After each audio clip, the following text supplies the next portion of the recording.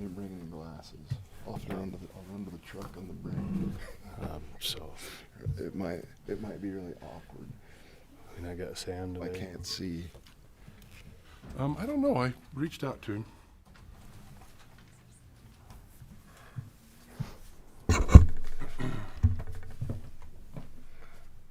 Okay, looks good. Ready to go? All right, good morning. Thank you all for coming. We'll go ahead and start our meeting this morning. Commissioner Blake's going to give us an opening prayer, and then Bruce Washburn is going to lead us in the Pledge of Allegiance.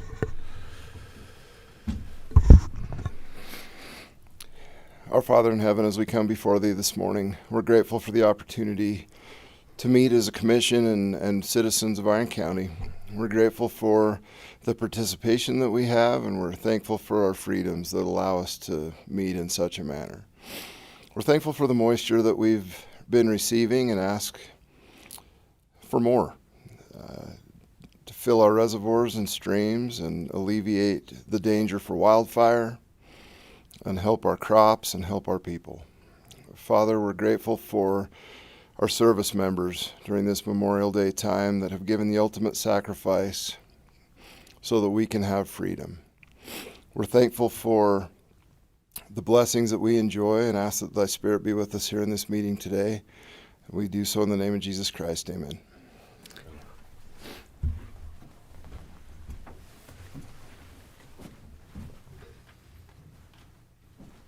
I pledge allegiance to the flag of the United States of America and to the republic for which it stands, one nation, under God, indivisible, with liberty and justice for all.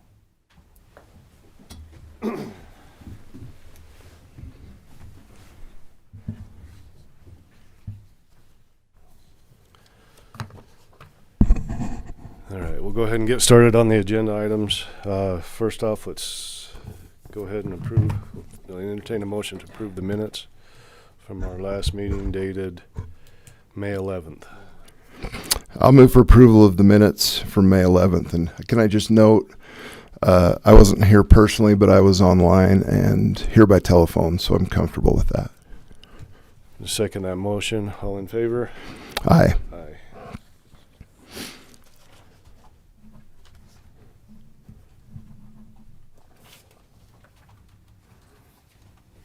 Okay. We'll entertain a motion to pay the approval for claims for payment from May 11th through May 25th. Move for approval of claims for payment from May 11th, 2026 to May 25th, 2026. Second that motion. All in favor? Aye. Aye.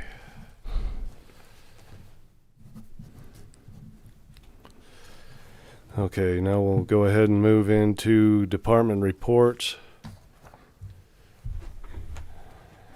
You're ready? No. You're gonna pretend you're ready? Are you awake today, John? One of my favorite. Or have you got any jet lag?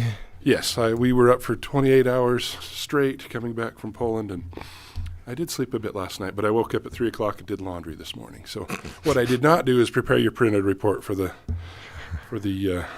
my commission report. One of my favorite people in the world, his name is Greg Griffith, and he was a 5-axis programmer, and he was a Canadian fellow, and he's tall, and he always had a saying, "Fake it till you make it."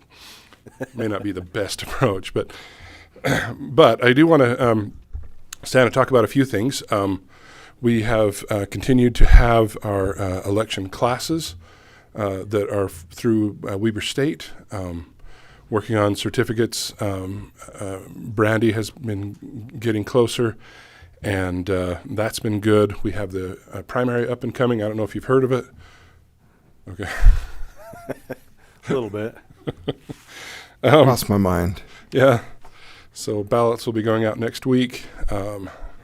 George has consented to help me gather ballots. I will be on the November ballot as a candidate, but not this one, so I'm good to go ahead and take care of some of those things. I'll have to recuse myself for the next election. How many boxes are countywide? We have boxes here at the courthouse.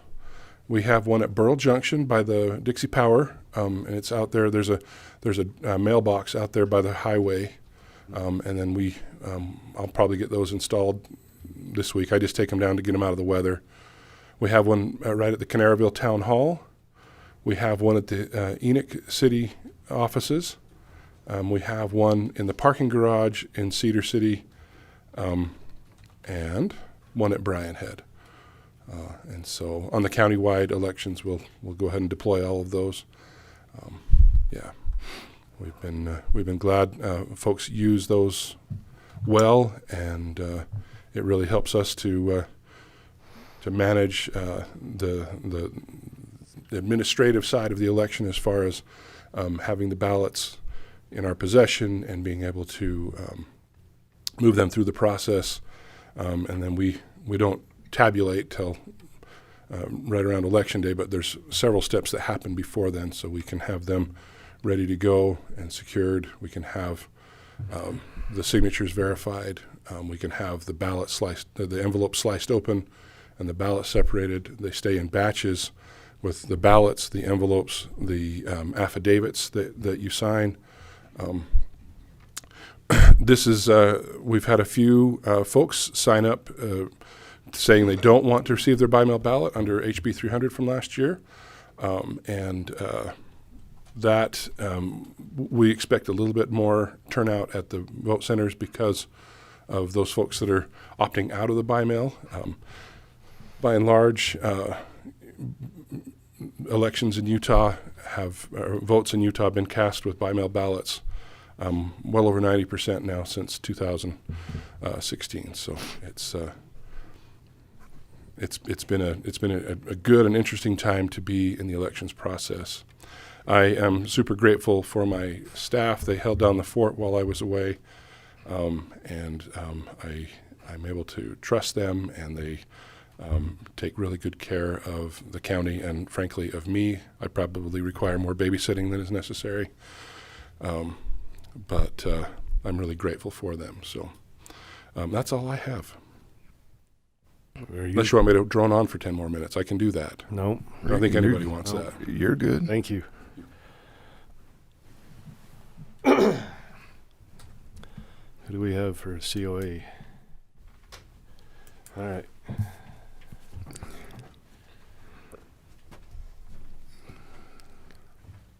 Someone will pay for you, John. Thank you. I appreciate that. I came so prepared. Are you around today, later? What? Are you around, I'm in Cedar. how about like this evening when I come to work? Oh yeah, I'll be home. Okay, I got a list. Okay. Let me know. Oh, I will. It's a good list. Well, good morning. I need to become prepared because, public speaking is definitely on my low suit. So since my last report in November through April this year, the Cedar City Senior Center has delivered 5,414 Meals on Wheels meals, compared to about 5,060 during the same period last year. So that's about a 7% increase in Cedar. The Parowan Center has delivered 2,686 meals, compared to 3,139 last year, which is actually a 14% decrease. That decrease actually comes from we're finding out people were getting added extra meals that we're actually just throwing them away, and so we got rid of the extra meals that they're not using. So that kind of put a big part into that. In the congregate meal participation, in Cedar, we had 1,425 congregate meals. So these are people that come in and sit down and hang out with their friends and visit. Last year, we had 1,054, so that was a 35% increase, which is just striking. It's amazing. A lot of those are brand new seniors, and some of them are ones that haven't been in for years and had heard about a change in management, as they call it, and decided to come back and see what it was like. So I love seeing those numbers increase. In Parowan, we had about 735 that were served, compared to last year, 859, which is about a 14% decrease. And honestly, the only thing I can tell you about that is a lot of people going into care facilities, and we haven't been getting a lot of new people in Parowan coming in, so we're aiming at increasing those numbers. As many other places are continuing to experience the rising operational costs with gas prices, they significantly impact our food service budget. Vendors have steadily raised prices in some cases week to week. We'll pay another $10 more a carton of milk one week than we did the week before, and that just keeps increasing. So currently we're operating just about 9% over budget. And so we're trying to review other areas where we can possibly decrease some of those costs, but while still providing the nutritious quality meals that we need to, and keeping in line with the new nutrition guidelines that are coming out as well, and still meeting that growing population of seniors. Thanks to one-time state nutrition funding, we were actually able to get 2 new Meals on Wheels vehicles to begin replacing our aging fleet. I still have 3 2004 Ford Ranger trucks that are tiny, and some of my volunteers are quite a bit taller than I am, and they have a hard time in there, not to mention how long those trucks are around and continually having to maintain them. So I'm grateful that the county was able to provide the 25% matching contribution so that we could request those vehicles. And if it all goes as planned, we'll actually have those by the end of fall. We also expect to receive our new transit vans that were approved this year. I believe they're actually getting upfitted right now. We have one for Parowan and one for Cedar. Those are to replace our aged Goshen buses that have been continually needing maintenance costs, and the seniors have a really hard time going up the stairs. They just don't feel as safe and they fall easy. So we're really excited to be able to replace that. And then we continue to work at expanding wellness and social opportunities in the senior centers. At Parowan Senior Center, we recently launched the Strong Bodies exercise program, which is a 12-week course, but they come in twice a week and they get to test out their strength then, and it helps with balance, and they get to do that over that course of 12 weeks, and at the end test and see how much they've gained in strength. And that's been doing really good, and so I hope that we're able to do that again. And then in June, we will begin Tai Chi classes once a week, and we will also have line dance classes in the evening on Monday to kind of see how that goes, and hoping we get more people in Parowan to want to come and participate. So we're hoping that will increase their participation. And at the Cedar Center, we actually did away with bingo on Tuesdays and replaced it with Trivia Tuesday, just kind of exercising the minds and more of the community build, getting to know each other. And at first it was met with a lot of groans, but now people are getting really excited working as a team and getting on a brag board of our team won this week, and it's been really fun to watch that. And then we also recently started last week called Beanbag Baseball. And although people just kind of were scratching their heads over what this is about, all I could hear is cheers and cheering people on from the back. And I had to go check it out, and they were having a ball playing it. And they're like, this is the best ever. We have to play this every week. So really excited about starting that. Other than that, I just want to say I really appreciate our different departments that I have to work with continually, because we've got a really great county, and I love it. Any questions you guys have? Just one quick one on the congregate meals. Do you have activities with those also, or? So we don't generally do activities during the time that they're eating. We have activities that lead up to the lunch, and then we have activities that follow it. But sometimes we are able to do educational classes. We'll have people come in and talk about either balance or pre-diabetes nutrition or being healthy over the holidays, and we'll try to get people in there that kind of talk about things like that. Very good. Thank Yep. you. No, Made it easy on me. you're the best. Thank you. you. Thanks. Emergency management. Why do I feel like we need to play the Darth This Vader is like theme? watching Judge Wapner walk through the door. I was thinking the Darth Vader theme as George is coming in from the back. Gonna get you a cape and stuff to kind of flow out. Oh, that's all right. I've got one at home Thank you. and a mask. Good morning, Commissioners, John. Your walk-up song. Yeah. John, if you could take care of that on the IT end for next quarter. So, good morning, everybody. Good morning, commissioners. I'll address the budget first. Budget's a little bit tighter than usual. That's because last year when I wrote the budget and it was approved, it was for a single guy, and I've started a family since then. I've got probably the best employee that any department could possibly have now, so we're having to maneuver a little bit with the budget, but we're still good. I talked to Luke this morning, and we're good. So you've got the list of things that I've done other than usual meetings. The one thing I do want to cover and highlight is the very last one, number 24. So on Mother's Day, I got a call from Dr. Peter Tillich from the University of Utah requesting that I help him put together a consortium of 5 rural counties to apply for a federal DOT grant to put whole blood in emergency medical vehicles to be able to start transfusions on site. And we had a short fuse on it. He called me on Mother's Day. We had until today to get that grant, get all 5 counties together and get the grant written and get it submitted. So it was a real short fuse. So right after I hung up from him, I called Eric Bornmeyer, the director of emergency medical services for the state, ran it through him. He was very supportive, said the state would support us in any way they could. Then I called Reagan Scheme from Gold Cross, and she bumped it up to Mike Reynolds, who's their chief of operations for Gold Cross. Then I called Jody Johnson, and he bumped that up to Jameson.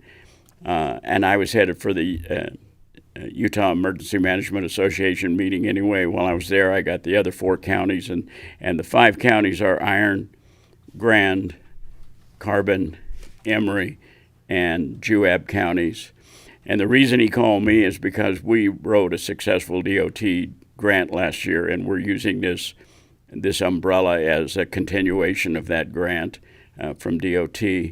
And so after a lot of Zoom calls and some face-to-face meetings, we were able to get all of them together.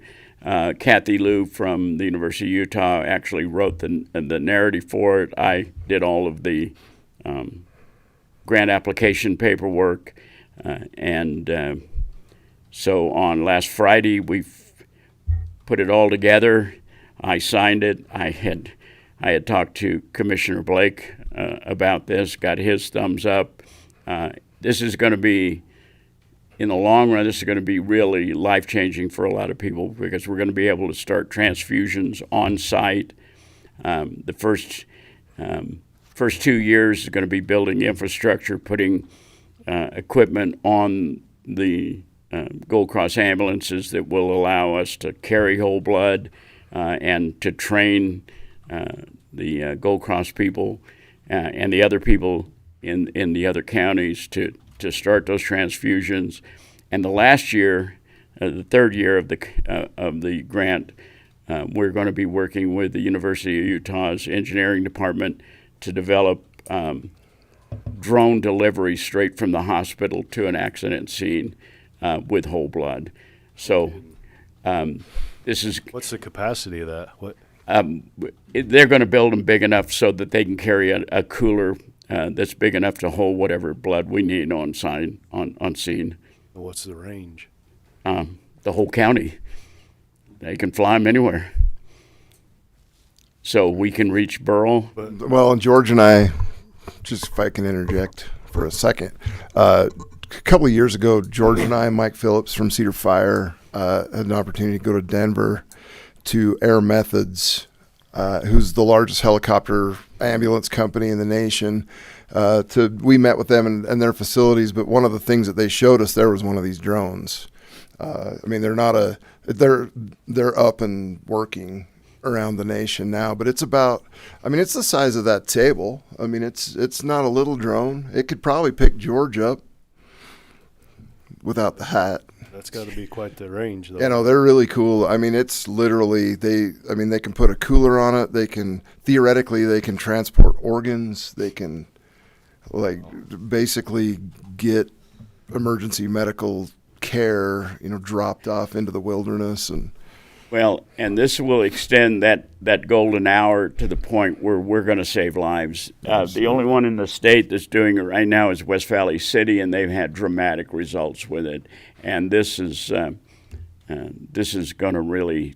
So we've got 5 counties involved, 5 EMS organizations, and 5 hospitals, we turned in the paperwork and today was the final day, but we turned in the paperwork last Friday. It's all signed, so we're just holding out, waiting to see whether we got it or not.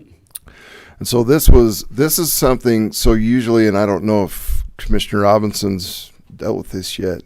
When we have grants, we usually have an initial approval by the commission, basically a short presentation, and then we say sounds like a good thing. Literally, this came in the end of last week, and there wasn't anybody available. But George and I talked about this extensively a couple of different times. So this will be, I don't see a lose to this, especially with the state. I mean, we've got all these people that are involved in this process. So this will probably have to come to commission meeting next time. There wasn't enough time to get it on the agenda, but if we can just get it on the next commission agenda for ratification. And by then we should know whether or not we were approved for it. Although we're not overly concerned about that. DOT was basically begging people to apply for this grant because it was just not enough people were applying, and it's, as I say, it will be a life changer for people in rural communities. We'll save lives eventually. We're going to save a lot of lives. Well, I want to give credit to George.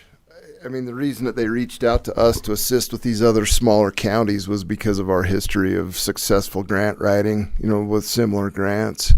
The reason that the state reached out to Iron County in the first place was because of George. And George, I mean, he literally took this on in a couple of days. And I mean, this is a multi-million-dollar grant. This isn't a few $1,000s. This is a multi-million-dollar grant over a number of years, and literally was able to pull it off for submission within a couple of days. So kudos. Thank you. Appreciate it. It was a big task that George made look really easy. Shucks, weren't nothing. He's telling me about this grant. I'm like, yeah, that sounds good. Then he's telling me the details. I'm like, holy cow, and then the next thing I know, he's like, hey, boss, I got it done. So That's awesome. Any questions? Any answers? No, so we had a fire. Do you want to touch on the fire briefly? Cause of that fire, what's Oh, that fire? well, it's still under investigation, but the best we know, it was somebody who was out target shooting and probably hit a rock and started a fire. And right now, that seems to be the most plausible explanation. But as I say, it's still under investigation by Ryan Riddle and Iron County Sheriff's Office. So we do have people, we have names, and people have been talked to. So, but until that investigation is done, I wouldn't want to say. But how many acres was involved? Do you know?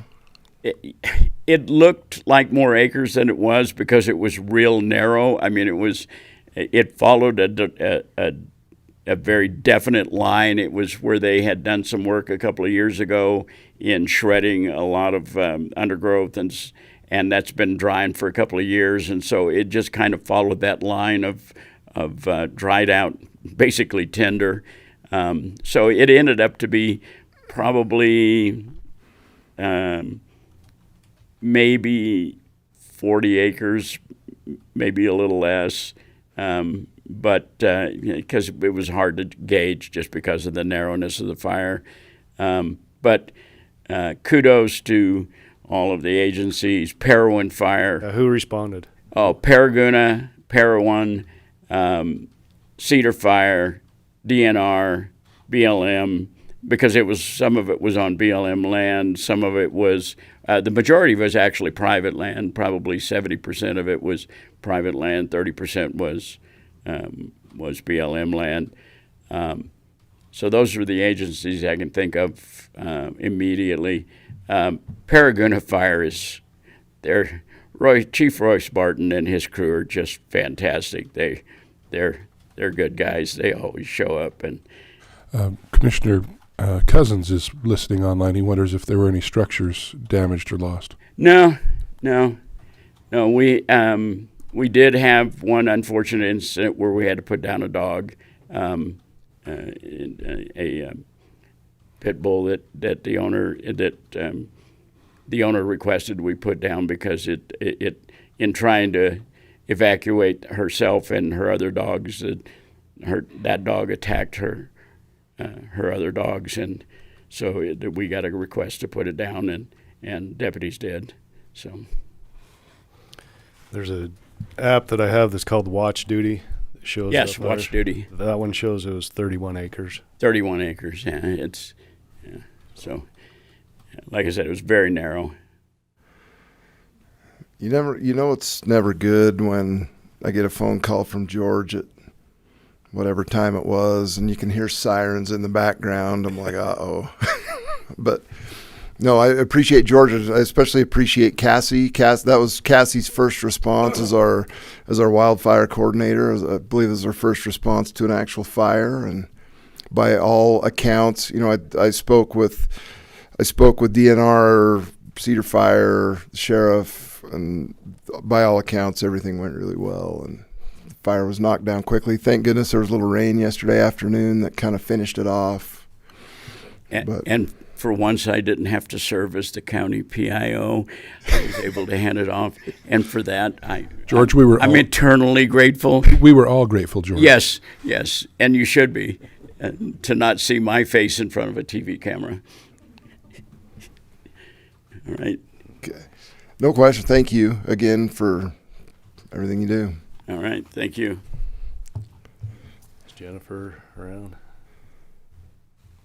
Yeah. Do you want me to?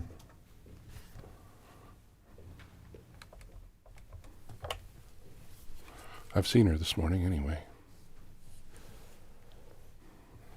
She might be on a call. She may be. Well, you know what? You guys could go and I'll text her. Yeah. Okay. You have something, Wade? Forgot me. You on the list? Fleet Oh, Department. Fleet. Oh, sorry. It's all right. Sorry, Wade. FB4H. Sorry.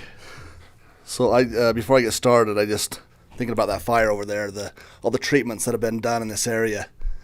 I mean, I'm sure that helped a ton. I mean, I can imagine if that was all the PJ just up in there, how that fire would have just went. So kudos to those who are involved in all those program. treatments, and so.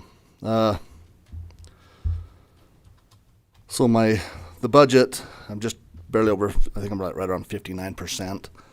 At the end of last year, and I talked to Commissioner Blake and Lucas about this, but the spreadsheet that I was using to prepare my budget last year, it had a glitch in it, so it skipped 5 vehicles. So after that budget hearing was done and we were approved of the budget, I found this issue, and so I'm going to be just a little bit over on that. So a budget adjustment. That's the will be maintenance on necessary. those vehicles? What's that? The maintenance on those vehicles is what you're anticipating to be over? Or? No, the purchase. Purchase, yeah. So that's why I'm a little bit higher than 50% right now. So our fleet operations budget line item is, I think we're at about 30%. So, which I think last year we were higher by now. So things aren't breaking as much, but we're still having a lot of repairs, and hopefully we get to that point where we're still working on maintaining that fleet to where everything is under warranty. So any major repairs, and we have had some of the newer vehicles that we've had to send to the dealerships to get repairs on, and so that saves us money. So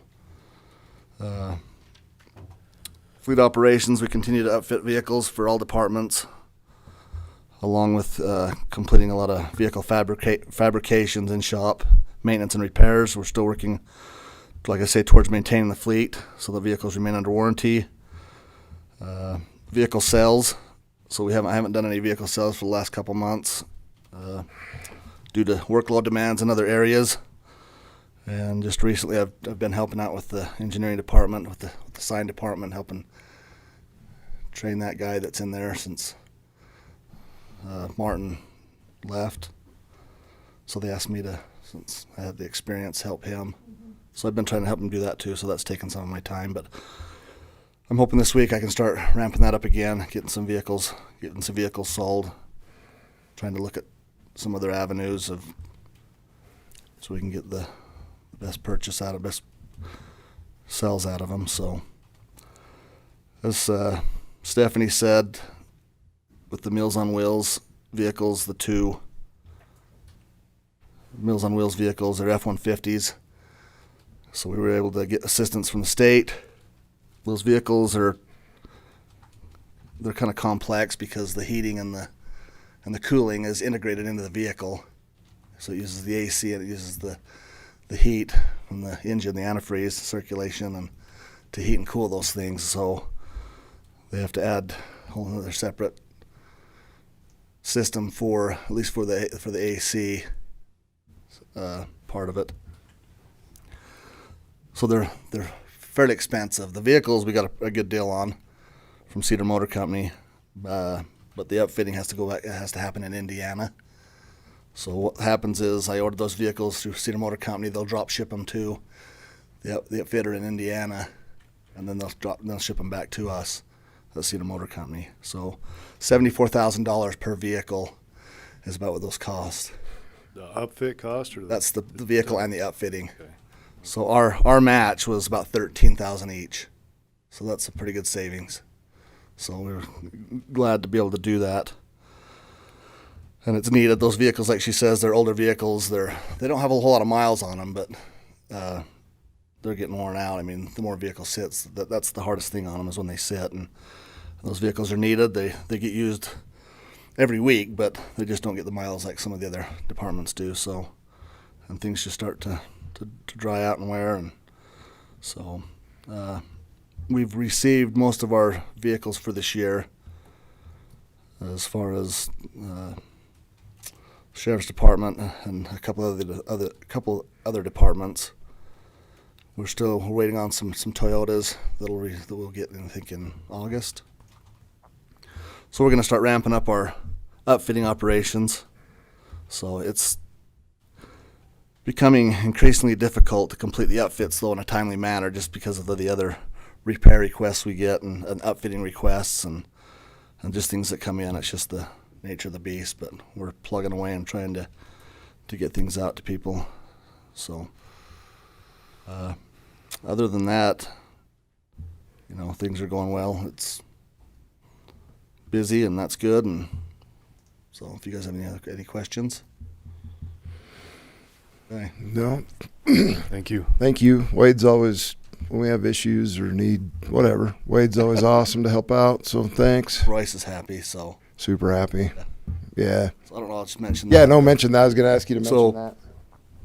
Paragon Fire, like George says, Royce is incredible. Great guy. They had a need, Paragon Fire had a need of a vehicle, and the county was able to help out with that. So I think last year they had around 300 fire calls, and there was like 3 of those that were out in Paraguna. The rest were assistance to the county. So with the county's, I don't know, I guess I should say fire deductible to the state, so that amount, we was able to put that truck towards that match to the state and help them out. So which they're helping the county out a ton. So we was able to get an F-150 and he outfitted it, and Yeah. so So the truck that we got him was it was an F-150. It's kind of a first responder chief's type truck. The one that they currently have, Chief Barton purchased himself and purchased all the equipment to put in it a number of years ago, and it's approaching 200,000 miles and falling apart. Their budget isn't anywhere near where they can afford anything like that. They actually, so in the past we've called our vehicle drug deals. So this goes right along with that. So Paraguna was able to get a hand-me-down structure truck from North Davis for a small amount of money because of the relationship they have there. So in turn, Paraguna's structure truck they gave to Canaryville Town, which was about 10 years newer and a lot less mileage than what Canaryville's vehicle had. In turn, Canaryville was able to transfer their truck to Burrell. And again, it was a big upgrade for the Burrell Fire Department.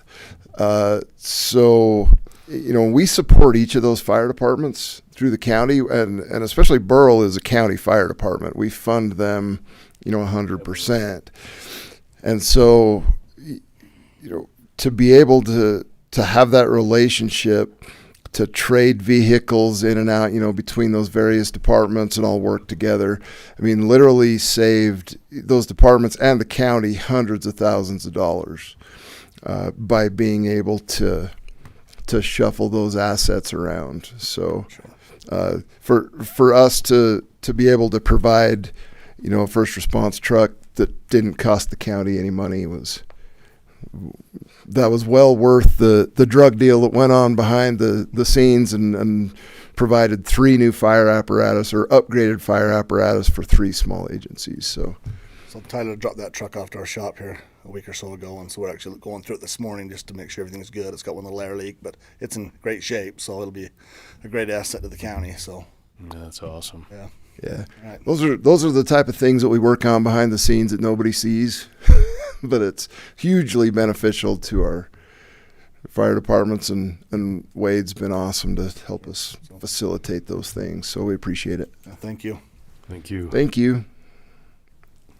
Jennifer.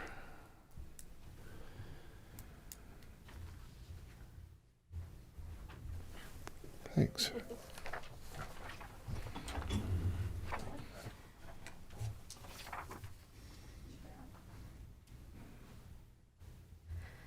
Good morning. For the 2025 year, we ended the year well under budget. Currently, we're below budget. We don't foresee any anticipated budget issues or concerns for the remainder of this year. In hiring, since the last HR report on 11/10/2025, we posted, interviewed, and hired 40 positions. So we've been a little bit busy. We've had 24 internal promotions and transfers, and currently we're in the process of recruiting and hiring multiple full-time corrections deputies, 1 full-time road department technician, 1 full-time landfill department technician, 1 part-time assistant cook in the Council on Aging, and 1 full-time judicial clerk in the Justice Court. Points of interest for the 2025 year turnover was 23.79%, or 59 positions, compared to 2024. We're slightly up, which was 22.58%, or 56 positions. And current turnover for the 2026 year so far is 5.57%, or 14 positions. In comparison of this time last year, turnover was 4.84%, or 12 positions. So we're a little bit higher there too. Betsy and I have attended several trainings and meetings over the past few months, and we have a few more coming up to retain our HRCI and PSHRA, or PERSHRA certifications, and Betsy also has a SHRM certification as well. So that does take a little bit of time to get all of those updated. Sam and I attended the State of Utah Data Governance Summit on Thursday, and we'll be meeting with John in the next few weeks to discuss what we learned from that training. We'll also start formulating plans on how to implement that kind of new regulation that's coming out. In April, I met with other HR directors for other counties in the state of Utah, which was informative. It's always good to get feedback from them on their best practices, and it's kind of good to not reinvent the wheel if somebody else has an idea. It's really good to bounce that idea off of them. So I'm grateful to have that team to kind of gain off of each other. We have a department head meeting scheduled next week to discuss the needs for the departments. And then later today, I'll be discussing the URS changes, which will be and maintain to be a strain on all of the entities in the state of Utah, and we'll kind of discuss that a little bit later. Workers' comp EMOD for 2026 increased slightly from 7.76 to 0.89, but still it's great because it's under the 1%, which I'm so grateful that that's where we're at right now. We've had some great milestone anniversaries this year, celebrating 5 years. Rich Wilson in the engineer department, Mary Menke, Mitchell Courts, Tyler Snyder in the sheriff's office, Karsten Reed in the assessor's office, and Vernon Bossart and Wayne Peterson in the fire departments. Celebrating 10 years, Chad Dotson in the attorney's office, and celebrating 15 years, Dustin Wood in the road department. 20 years, Dan Evans in the road department, and 25 years, Nicole Rosenberg in the treasurer's department. And the great one's 35 years for Mark Davis in corrections. He's still holding strong, and hopefully he stays forever because he's awesome. So everybody's awesome, but any questions for me? That one baffles me a little bit. Isn't that crazy? I mean, I know. He's so good, I though. love Bones. He's a good Guy. He's really good for that department. Yeah. Yep. Awesome. Thank you so much. Thank you. Thank you. You want to go ahead? Sure. I've just got a couple of things.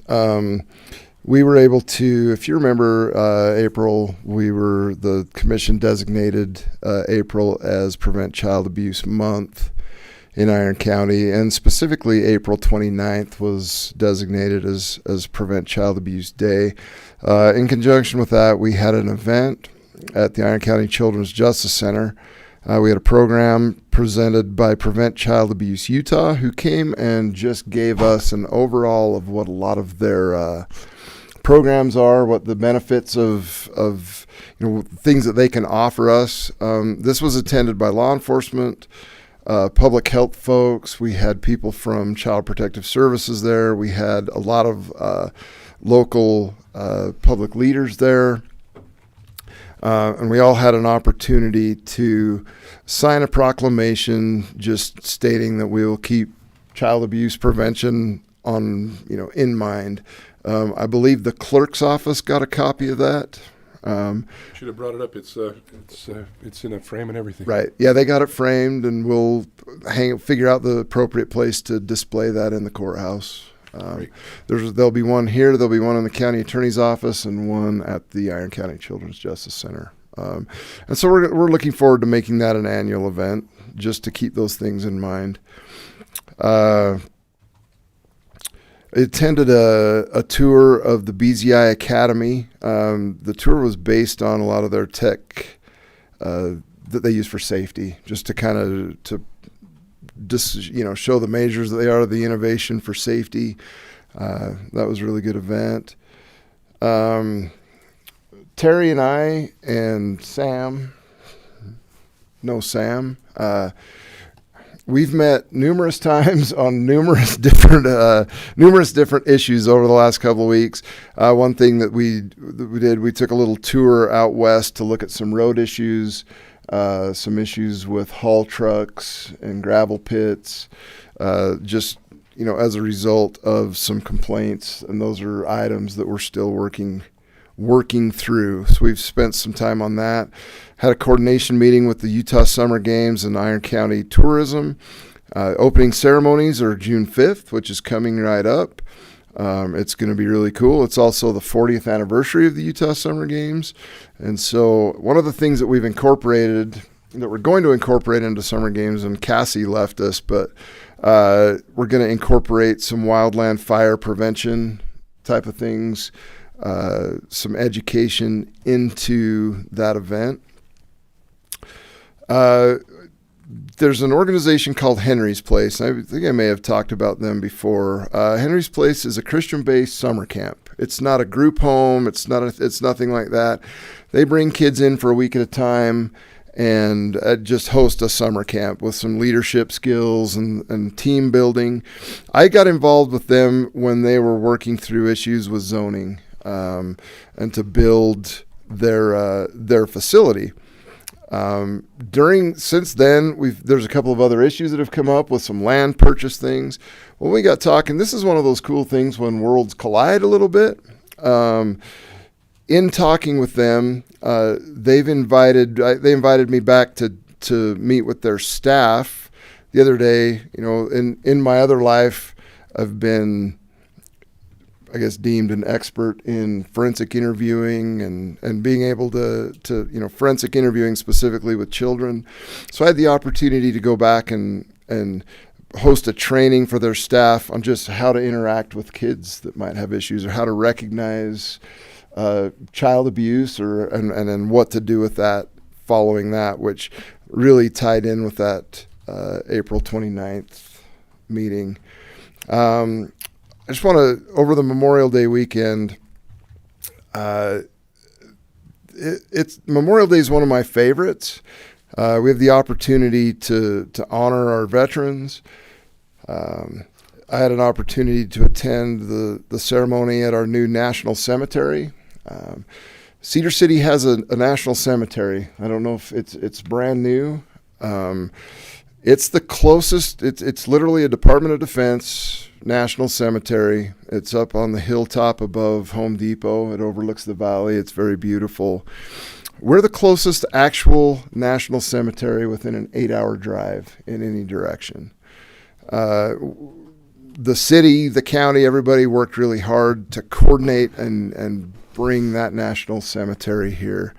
We were able to hold the first Memorial Day observance at the National Cemetery.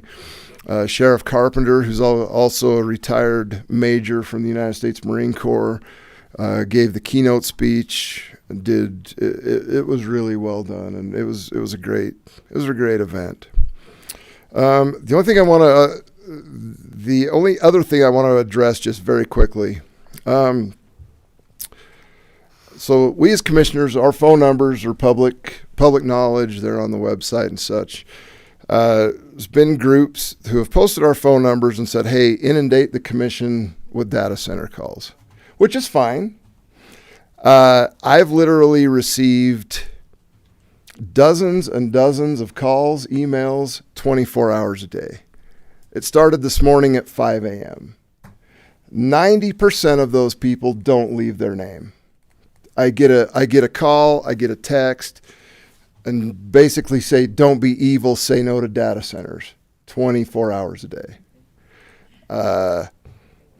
I'm not going to respond to those. There are people that have left names and numbers and said, hey, I've got a question, and I've tried to respond to those the best I can. I was out of town I don't know when it was, week ago, a little bit more than a week ago. I was out of town with my family, and literally the phone went off 24 hours a day. I quit looking at it.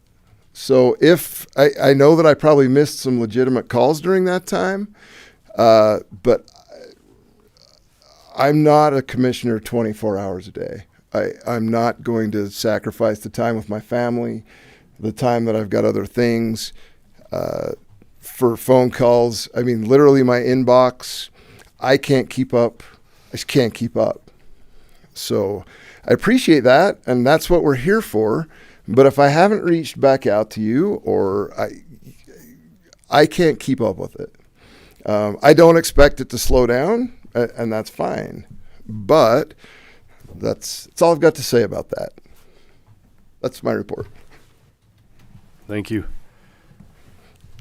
Jennifer has I have to get up and apologize. I would be very remiss to not mention that it was Terry Palmer's 30th anniversary a couple weeks ago. So thank you, Terry. And I'm sorry.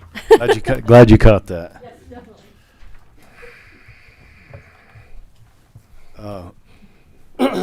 So since the last meeting, I've been on the road we're 15 days away. I think I've been out of town 13 of those days. So I haven't had a whole lot of meetings. I did attend the jail meeting last week, and went through that again, and the budgets and how we're doing on that, and it's moving along very, very well. Starting to put in a lot of the HVAC and the electrical, and we're getting very close to closing in that building, so that's really exciting to see and to watch that progress and see the unbelievable amount of work that goes into that. So it's really good to see. Just to briefly touch on your comments about nonstop calls and emails and texts and all that. It's interesting, to say the least. I also got a call from Bright Nights representative that's talking about the data center in the Burl Valley area. Excuse me, I got a cold too. But so I reached back out to him, had probably a 20-minute conversation with him about his project and what he's trying to do and so on and so forth. First thing I told him is, you need to change your name. That you're just putting out a bad image right from the get-go. But he kept pressing me on my thoughts on it, and I said, look, I'll be honest with you. I hate them all. I'm an equal opportunity hater. I hate every one of them. But that's the reality of it, is we have to manage them. Data centers are going to happen somewhere, somehow. We all demand data. Every single time we use an electronic device, we create the demand in the marketplace. Every time. So we need to manage that. We need to make sure that we're doing the best that we can to control that. And it's a very, very interesting conversation to have. So with that, we'll go ahead and close this meeting, and we'll start up commission meeting at It was about 10 after. I've got Yeah. a couple things I need to do. about 10 after the hour. That'll work good.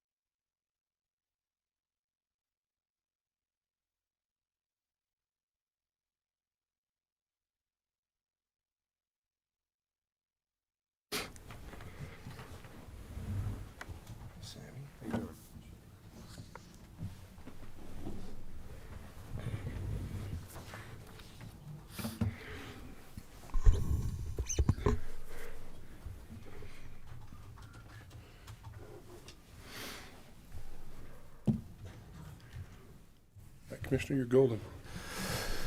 All right, thank you. We'll go ahead and get started back up.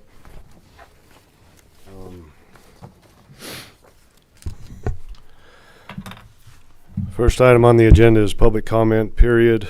Limit to 3 minutes per speaker for public comment. Participants should not repeat other comments, only for items that are not on the agenda. No items related to Commission's role as an appeal board. Comments should be directed to the Commission, no attacks on other people's character. We'll go ahead and open that.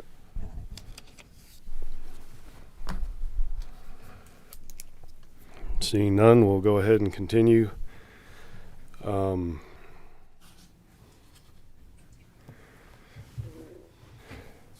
Let's see, we're going to change up the agenda just a little bit because we got Nicole and Luke are going to come in and speak to your item number 2. So Let me make sure.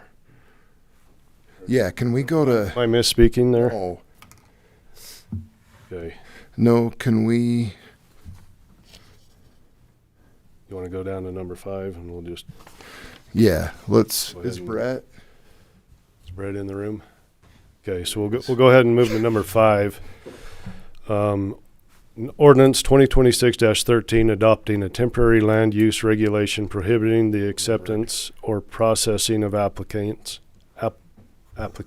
for data centers, data center power plants, and solar power plants for a period of 180 days.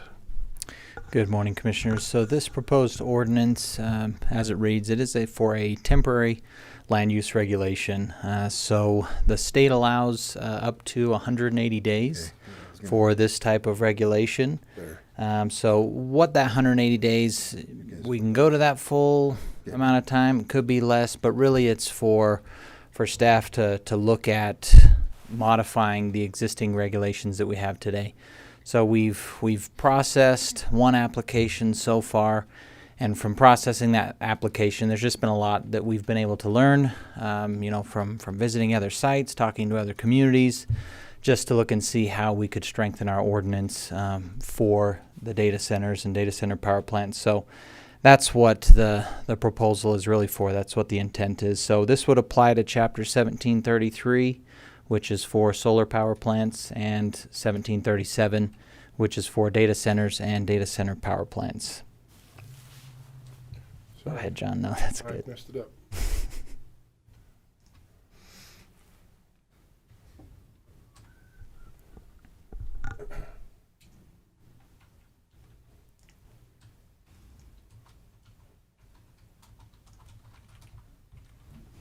All right, so we kind of already talked a little bit. If you want to go to the next one, John, we kind of talked about the need already, but obviously we have an ordinance in place today that kind of covers some of the basic things. It talks about setbacks, heights, noise levels, visual requirements.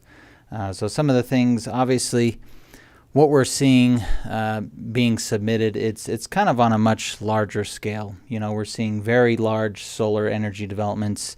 We're talking, we talked to one a couple weeks ago where it was nearly about 7,000 acres.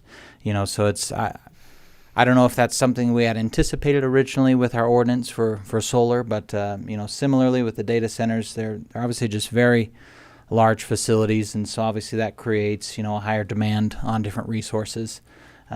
So again, potential for these large portions of these rural areas where we're kind of seeing them converted to more of an industrial energy type use. So just kind of looking at it through a different lens to be able to address, different impacts that we see from these larger facilities versus more of a typical standard industrial type development that we'd see that doesn't take up quite the footprint. So go ahead, John. And so what we're working on is obviously updating regulations. So in the April meeting with the Planning Commission, we had a discussion item where we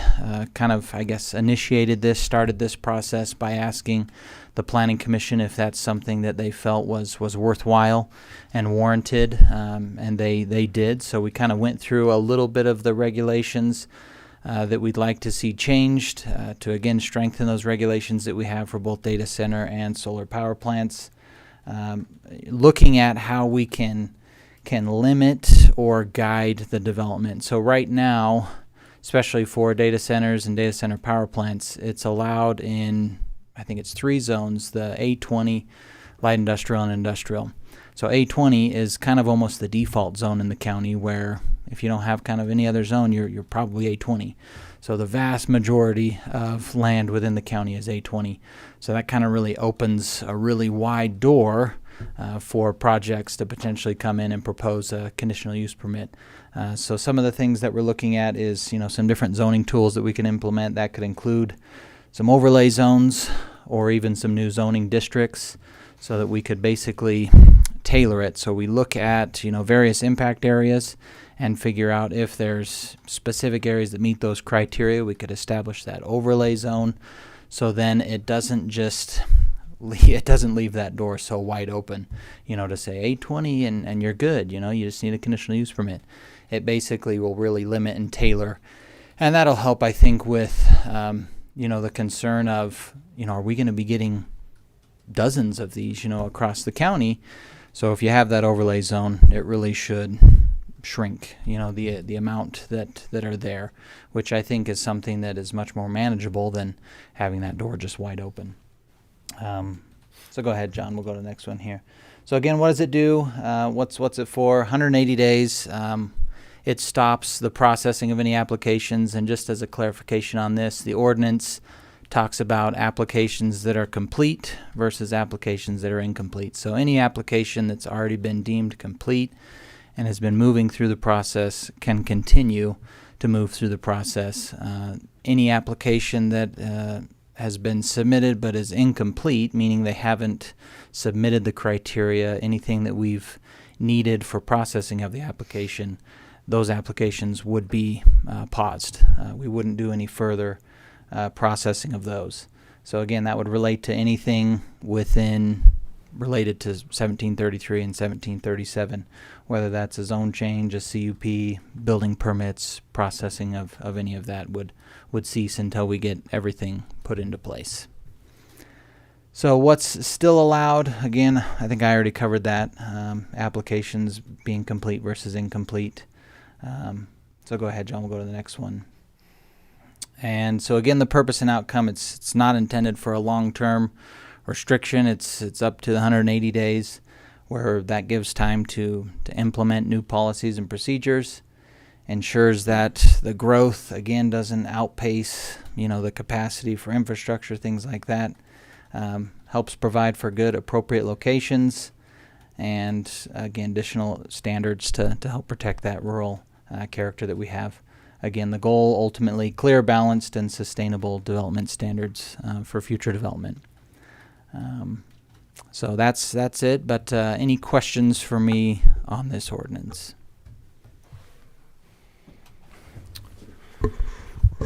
I don't think I have any specific questions. I appreciate, so I'm the commissioner that's the liaison with the building department and the planning department. We've met continuously over a number of, for weeks, with both Brett and with both Terry, Sam. I really appreciate the approach. I appreciate like we've said a whole bunch of times, this is brand new for us too.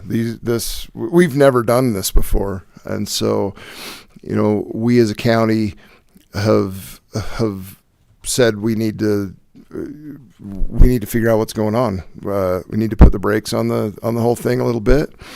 And we need, if this is going to be a reality of these type of applications and this interest, we need to make sure that we've got things right up front by ordinance that are very strong. I think Brett mentioned that we've reached out to different communities, different facilities.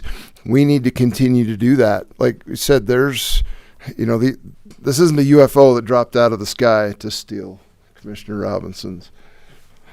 These are things that are operating. There's over 2,500 of these operating in the United States currently.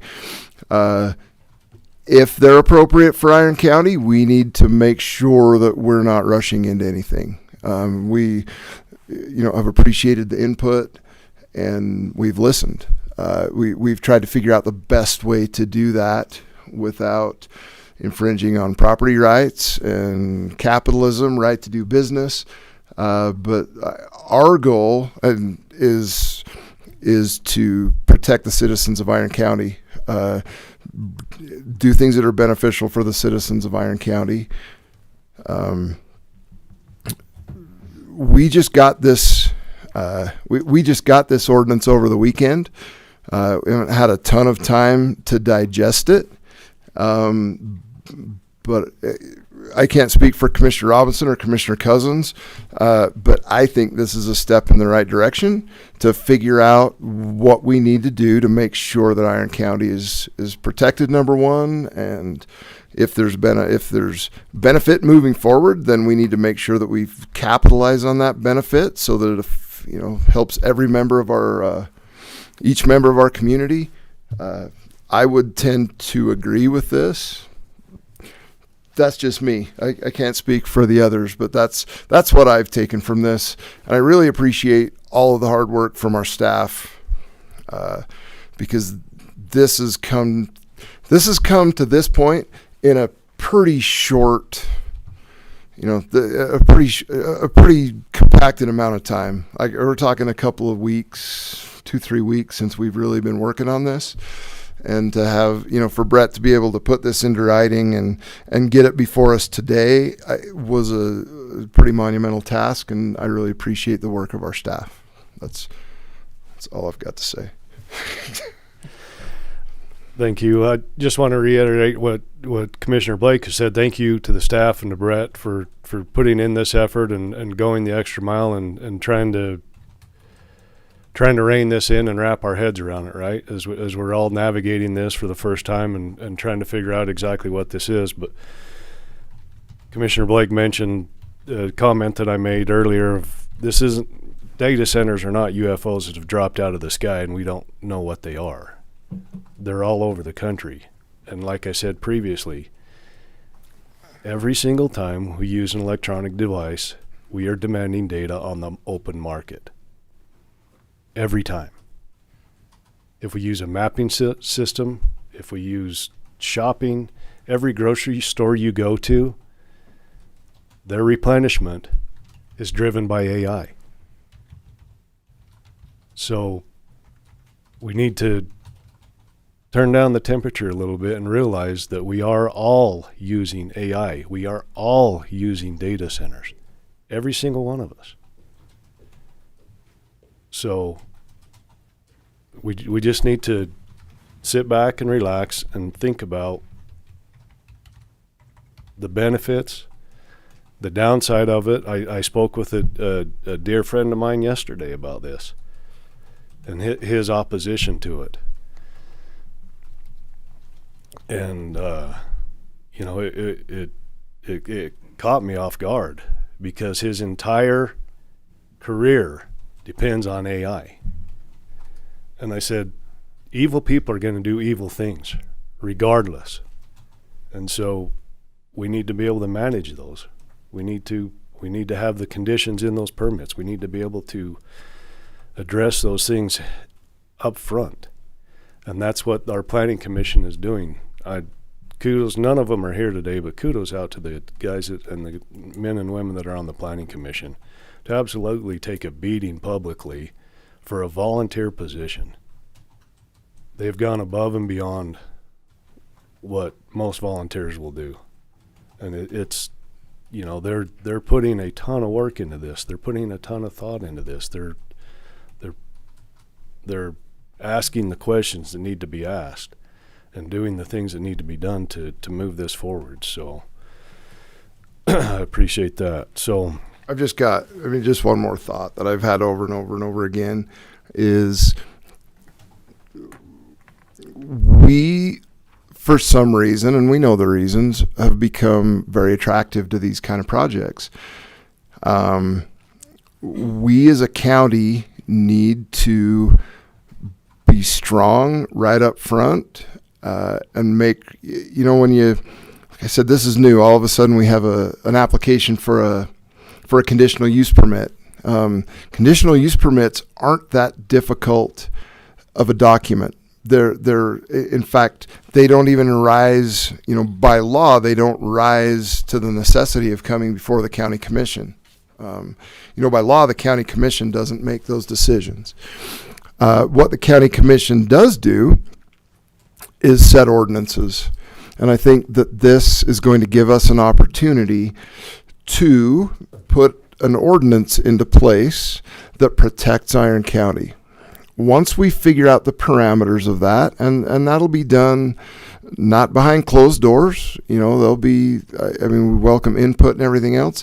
If at that time these projects are still attracted to Iron County after the ordinance and stuff is in place, then we deal with it at that point. But our job as the commission and our county staff and everybody else is to make sure that there are safety nets in place to protect you guys and to protect us. We're citizens here. We pay tax just like everybody else, and don't want to see bad things come to the county. So this is the first step in that process to really be able to put protections right up front and work from there. So again, I really, and I've said this before, I really appreciate the public input. Not at 4 a.m, but I really appreciate the public input. I talk to numerous people every day. There's a very large contingency of people that are in support of these projects. Surprisingly, there's a very large contingency of people that don't even know what we're talking about here in Iron County, for whatever reason. So there's things on both sides.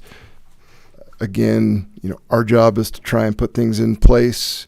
An ordinance will make it stronger than a conditional use permit and actually give the county commission much more input into that process. And I think it's the right thing to do. Now I'm going to be quiet. Yeah. To follow up on that, it's interesting as you sit in this vortex that this has created, right? Just your comment of there's a lot of people that have no idea. And there's a lot of people that are very, very supportive. As I go around the community, restaurants, stores, and run into people in the community, they're like, why is this even an issue? Why are we having this discussion? There's data centers all around us. So it's interesting. So, sure. All right. So we'll go ahead and open it up for public comment. We're going to limit that to about 15 minutes and 2 minutes per speaker. And we'll open that up if anybody wishes to speak to that.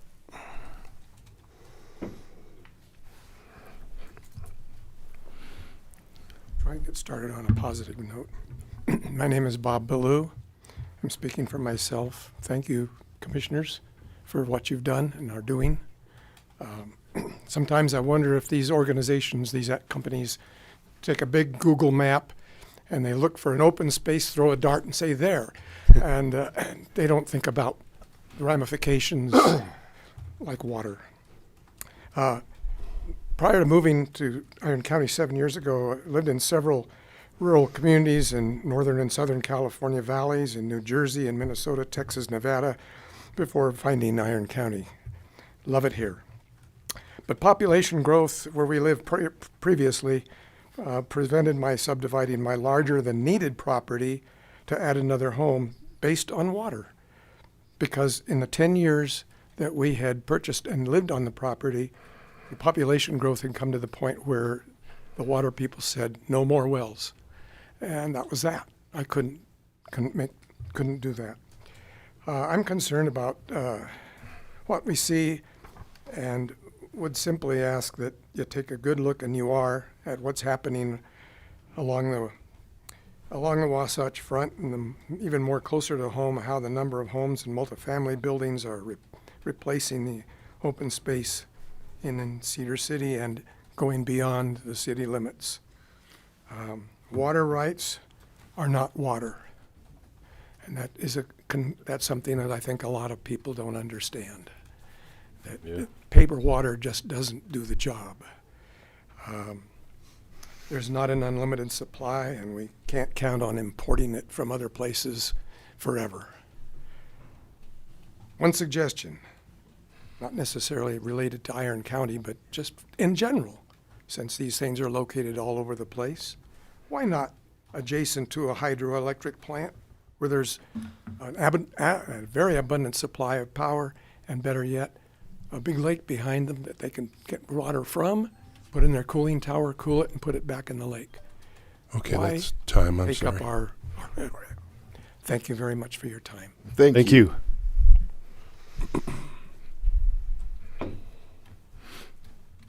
Is this movable? Yeah. Okay. And Hi. thank you, because we want to hear you. Oh no, of course. So hi, my name is Savannah Walker. I live in Cedar City. And I just want to ask. So Utah was just declared in an emergency drought, and I know these data centers. It's like, oh, we'll use less water, but I think to postpone for 180 days for any data centers and basically like, hey, stop when you research this. I think that's wonderful, and thank you guys for allowing us for public comment. I really appreciate it. Thank you. And I just want to say we should. I think we should allow it because it's with the emergency drought being declared in Utah. I feel like it's more important to say, hey, we need to focus on maybe to the people, to the life that's already here, and just kind of be like, I know personally, I'm a fan of data centers, and I'm not really for it, but I think this is good because I also kind of agree with Mike Bleak when you said that if they come afterwards, but if they stop and lose interest after those 180 days, that's a whole separate issue, and I do agree with you on that because that is a good comment to make, and I want to say thank you for making that because it is a good thing. Be like, after 180 days, we'll see what happens, right? Because change could happen in a couple months, you never know. And with water usage, how is that going to work? Because I know you put on wetlands and you sit there and you're like, oh, it's dead land and we want to industrialize stuff. But what if I don't think we need to industrialize everything. And I know even if our AI is being built into everything, it wasn't before. And I think we could still keep it off. Maybe if we develop it more and take more time to be like, we could use, let's say, AI or even just get away from AI. Because how's the internet been running before? Typically by manual, by code. And so I'm just a little confused by your comment, Robinson, where it's like, oh, we need AI, and I'm not trying to be like full on against you. It's just like, I don't know how AI is needed when we didn't need it before, and it's kind of taken over everything, and we're seeing massive problems in it. And so I do think AI in general does need to be researched more, and the impact on the communities it does affect. I do think that needs to be studied more instead of being like this short time period. This short time period feels very inappropriate for the impacts that we're seeing with other states that have had these for longer than us. And I just, yeah. Well, last time. Thank you. No, and thank you for that comment. That's part of what we're trying to look at and trying to decipher. Short period of time isn't effective. And so if I may, this is 180 days. This is 6 months, right? Mm-hmm. That's not.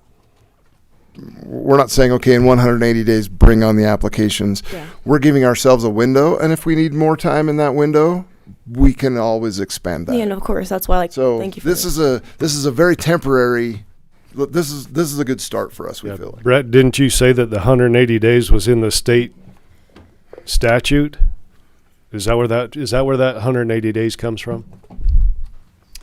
So yeah, that 180 days is in the state statute, and Sam could maybe speak a little bit to it, but I think there are some provisions that do allow you additional extensions if you can meet certain criteria. Okay. So that's something obviously that during this 180-day window we could look at as well to see if that's needed, to see if there is an opportunity to extend if we're not quite at a point where we want to be. Thank you. Thank you. Thank you for your comments.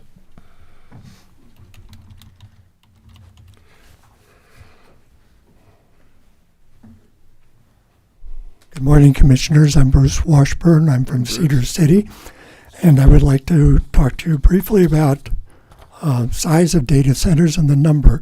As Commissioner Robinson said, there are a number of them. There are 48 operating in Utah currently.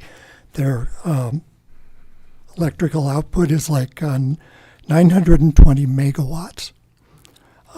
Under construction, currently not planned, but under construction, is another 2,600 megawatts. So that's a lot more than our current number. A year or two ago, you would have thought when the 100 megawatt plant was, or data center was planned for West Jordan, it was the largest one in the state. It's going to be on 100 acres. Now we're talking about data centers that are much larger, and that's where our problem lies. We currently, of that under construction number, the 2,600 megawatts, 1,700 of that is generated on site. So those are the problems. I'm concerned about the pollution that can arise from these planned data sites and organized. The other question I had about this ordinance is when we say the completed applications are done, does that mean Pronghorn is considered completed? Is it again? Let's kick it to Brett to clarify for us. So yeah, the Pronghorn application has been deemed complete. So they've submitted the criteria that. But not necessary. approved. Yeah, it hasn't been approved. No.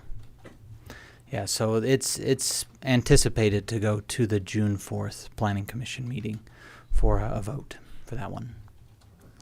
Okay. The other one that has been submitted, their application was deemed incomplete last week. They did not have all of the things that our ordinance currently in place required, so their application would be put on hold with this ordinance. Thank you. Thanks, Brett. Hi, my name is Jessica Berry, and I am a Cedar City resident. And I would just like to start off by thanking Commissioner Bleak for saying that we should put a pause on this until we get our ducks in a row and we know what's going on. I very much so agree with that. I do accept the reality that I can't stop every data center, and I've accepted that. But I would say that we should probably build them in states that famously don't not have water, like Utah, and we have been declared in an extreme drought recently. So it just doesn't make sense to me to build massive water taking facilities. I would also like to say that I work in Iron County School District at an elementary school, and I am really concerned about the future that we are leaving behind for our children if we don't think twice about these massive pollution-causing, water-taking projects that we are just going to agree to. So that's my comments. Okay. What school do you work for? North Elementary. What do you do there? I am a SPED and a math aide. I graduated from North Elementary. Yes. Polar bear? Well, it was we weren't polar bears then. We were just North Elementary because North Elementary this might was be just circa 1980 when I was in 5th grade. Yes. No, but I appreciate the work you guys do. My mom taught at North Elementary for 30-something years. Yeah. My grandma taught at East Elementary for 30-something years, and I have a sister that's the reading specialist. She was taught 1st grade, but now she's the reading something for Enoch Whose Elementary. is this? Oh, for Enoch. Okay. Yeah. Jenny Webster is my sister. I may know So, her, but so no, yeah. I appreciate your work in the schools. I don't have the Thank you. patience. So So much. Thank you. no, thank you for your Thank you. comment. We Commissioners, appreciate I've been, Commissioner Cousins has been texting, so I'm going to relay some of his comments. that. Okay. If they do solar, we should ask them to install on their roofs. He said he's read the ordinance and support it 100%. He said something, we are driving the demand. They need to control, but it's hypocritical to oppose based on the sky is falling. I appreciate our planning commission. I too appreciate our planning commission. It's a thankless job. Oh, and solar on rooftops. Oh, he typed it as I said it. So those were his comments. He's just been texting me. Yeah, he's traveling right now. So Thank you. Thanks, John.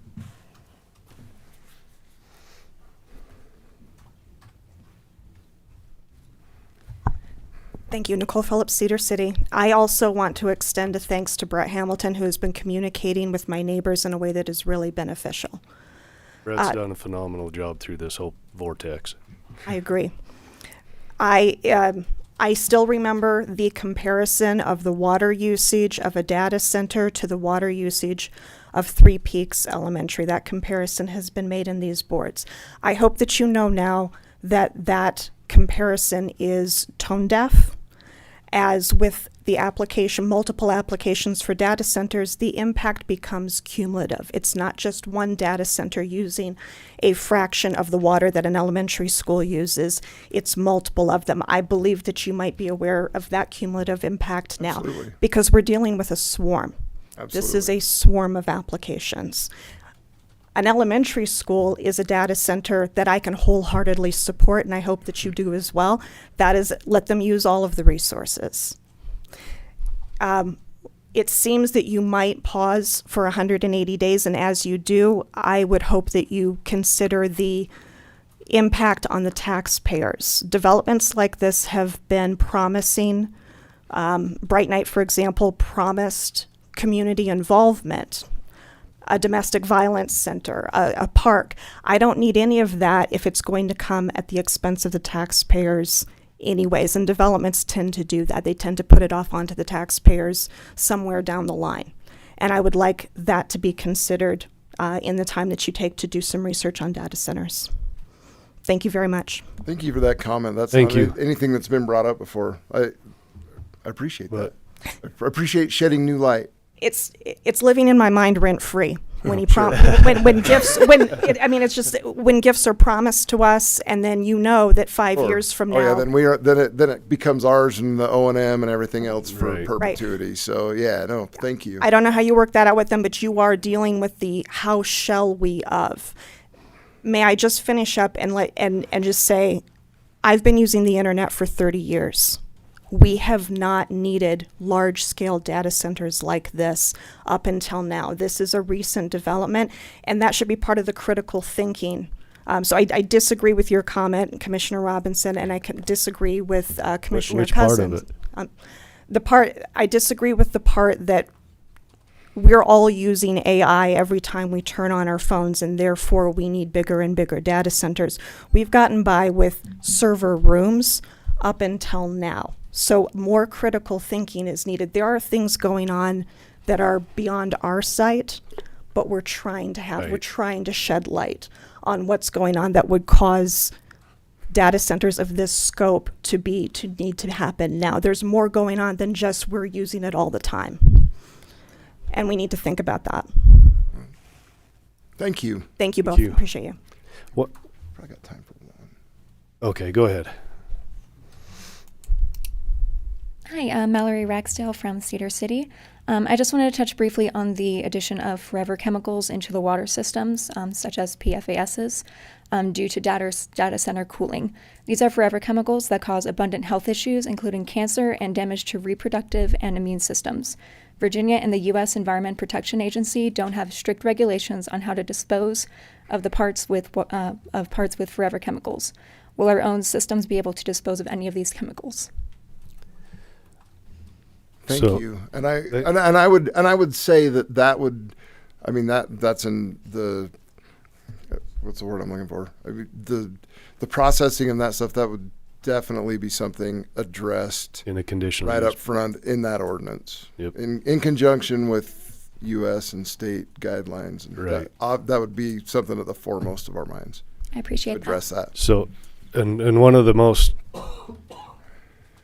I'm not sure how to say this, one of the aspects of the Antelope, or the Pronghorn, data center is, they're all, anybody that's applying is a closed loop system. This is also applied to Right. closed loop systems. So they're wanting to get water from the Water Conservancy District. They would not drill a well, so there would not be Yes. recharge into the system, I- into the aquifer. Yes, there is still stuff that leaps through there. As far as I have also researched, there is actually no such thing as a real closed loop system. So I would encourage you to also look into that. Yeah, that's, like I say, this is brand new for us. Absolutely. It's We're- brand new for all of us. we're- We're navigating. Trying to figure that stuff out. But thank you. No, I appreciate that. Thank you. I have a comment, Okay. but I'm going to set myself a timer. Because It's just like everybody else. the 15 minutes is dang near up, John. Oh, I best hustle.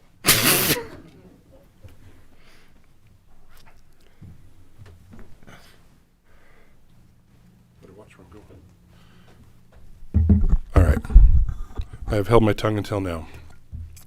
I have concerns about data centers. I have concerns particularly about the power usage and consumption and generation. A lot of the things that have been said, I don't agree with as far as the folks that are maybe hyperventilating about some things. But I do share a lot of the concerns from environmental impact to carbon dioxide and carbon monoxide creation. I mean, there's just a lot of power, right? But there are a couple things that haven't been said enough because so many other things have been said, and I've got a minute and 20 seconds. I want to talk about the power of the denominator. We talk about the effect on taxpayers, and there are different incentive structures that have been talked about and bandied around. But right now, Iron County has a total taxable value of about $9 billion. One data center is going to be worth anywhere from $15 to $30 billion. And so when we pay our taxes against the levy that each organization charges. So the Iron County General Fund levy is about $7 million-ish, right? Luke's sitting back there probably shaking his head because I don't have that number just right. But say it's $7 million. Well, I pay my share of the $7 million for that levy based on the value of my house. Well, if I'm paying that share of that levy based on my share of $26 billion, my tax rate can go in half or even less. So that doesn't negate all the other concerns that I have. Laura Kotz really put some good concerns forward. I share those. I got 15 seconds. But I do believe that there's potential to alleviate tax burden from our taxpayers if we could mitigate the damages from this. And my time's up. Thank you. Hi, I'm Michael Workman. I go by Drew. But I just wanted to talk a little bit about, actually something that he touched on was the taxpayer side of things. I don't know who you guys are talking to that are in favor of the data center. I actually haven't had any discussions that have been positive about them. But I have noticed that a lot of people have been talking about this going up and them having to relocate to a different area that has denied the data centers because, like they said, water prices will increase, electricity prices will increase. But the biggest thing that I also wanted to discuss was you mentioned earlier, we have had AI throughout our whole lives or since 2015. That actually, it's kind of like comparing a Word PDF document to a full-size 4K video. They are very, very different processing systems. So like an AI that you're texting and you're saying, hey, tell me how to do my homework and write all my notes for me is very different than, writing the document yourself or playing an MP3. So I just wanted to touch on that because like I said, I like technology. I love, getting to learn a little bit more about it. However, this is one of those things where it's like comparing, an ant to an elephant and saying they're both animals. So it's, you got to know kind of like what the difference is on where they stand in the hierarchy of power usage, I guess. So, but yeah. Anyway, that's all. And thank you guys for your time. I know this is kind of a thankless job, so appreciate your time. Oh, thanks for Thank your you. input. We appreciate it. You ready for a motion? Yep. I'll entertain a motion on the ordinance.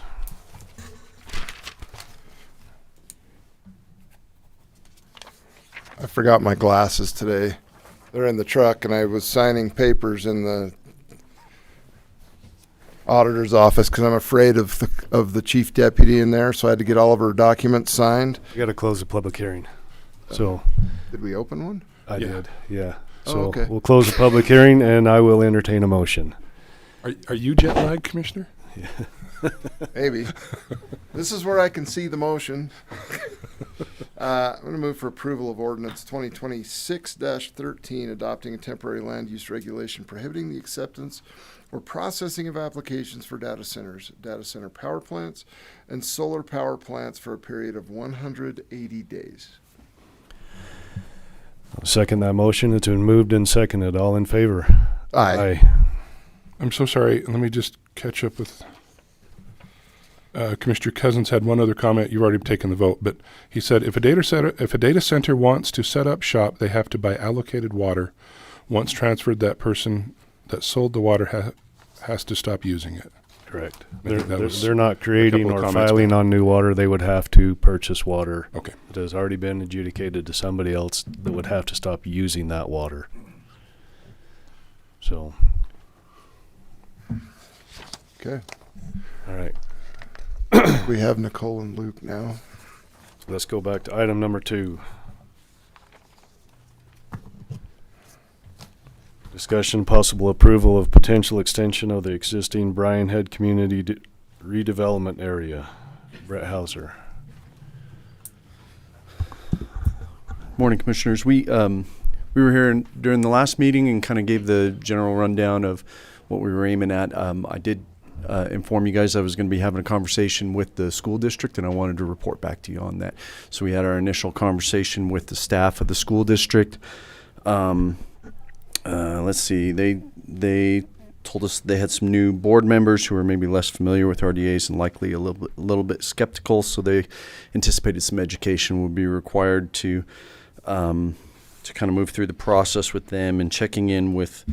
And they suggested working with their newly constituted finance committee that they've set up, which will start work in August. So that kind of bumps us out a little bit with them. In discussing this with Luke Little, we thought maybe the best option with the school district was to aim for next year for inclusion of the school district in this. With that said, that's why we came back with an ordinance for you guys today to adopt an interlocal agreement. What I did was just based off of the commentary that I heard in the last meeting. Commissioner Cousins had mentioned that he was willing at that time to make a motion for the county to extend the agreement for the interlocal agreement for 10 years and with the county participating at 30% rather than 60%.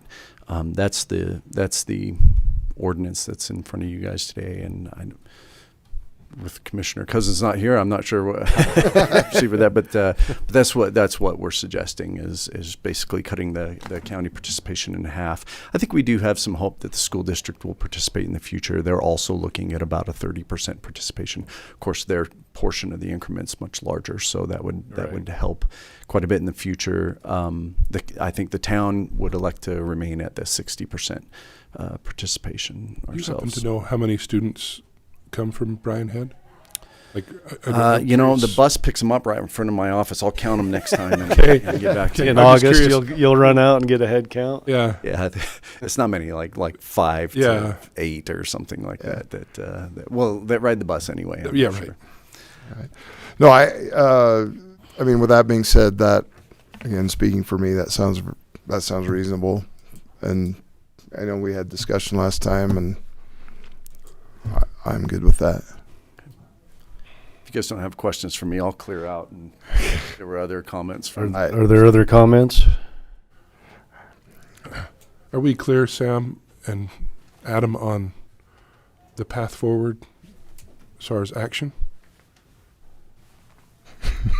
Thumbs up. So I'm Adam Long. I'm wearing my Bryan Head RDA attorney hat today instead of Iron County RDA hat.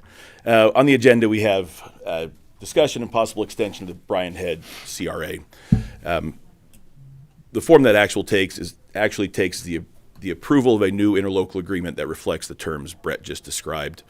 I'm fine with that approval happening today. I think Sam is too. That, in my mind, that agenda language meets our legal requirements of providing notice, and I'm happy to answer questions. Do you feel like, Sam, that we should bring that specific MOU back on the next meeting, just for clarity, or is this sufficient? As long as that's No. in the motion. As long as it's this has been discussed, I assume the commission has considered that for our hearing today. So no, I don't think it needs to come back. As you said, our language here is sufficiently specific while also being sufficiently broad enough to encompass that, because again, it's all about how do you expand the RDA. This is the mechanism we're doing it. I apologize, I wasn't super on the draw. Adam beat me there. No, I feel bad that I didn't make this a change to the agenda when I was making the other change. So. I guess I misinterpreted your question to mean, is there some sort of procedural thing we should be doing differently. But No, I wondered if, the MOU language not being on the agenda explicitly was a problem, or whether we needed to bring it back. And this would be, technically, this is the approval of a new interlocal agreement with the Bryan Head Redevelopment Agency. Yeah. And I would suggest that we do bring it back just to memorialize it in a meeting, but I would also suggest that if you're comfortable with that's fine. I do have one concern in that in the normal process, we would, receive that document, make it part of the packet, and have that available. And that's in the packet. Did we make it? Is it in the packet? It's in the packet. I was going to say Great. We have I guess technically you would be approving the resolution that's in the packet. I've got about 7 hours of sleep in the last 30, so 4 cylinders, I think, today. Doing great. Okay, so everyone's comfortable with that. Yes. Okay. Okay, so I'll entertain a motion. So I'd move for approval of extension of the existing Bryan Head Community Redevelopment Area. What, do I need to add any more verbiage to that? And resolution Oh. 2026-3. Okay, good, because that's not on my paper in my defense. So I would I would move for approval of Iron County Resolution 2026-3, resolution approving an interlocal agreement between the Bryan Head Redevelopment Agency and Iron County regarding the Village Core Community Development Project Area in Bryan Head. I would second that motion. It's been moved and seconded. All in favor? Aye. Right. Discussion item number 3. Luke, you ready? Discussion and possible approval of the 2026 Iron County fee schedule. Thanks.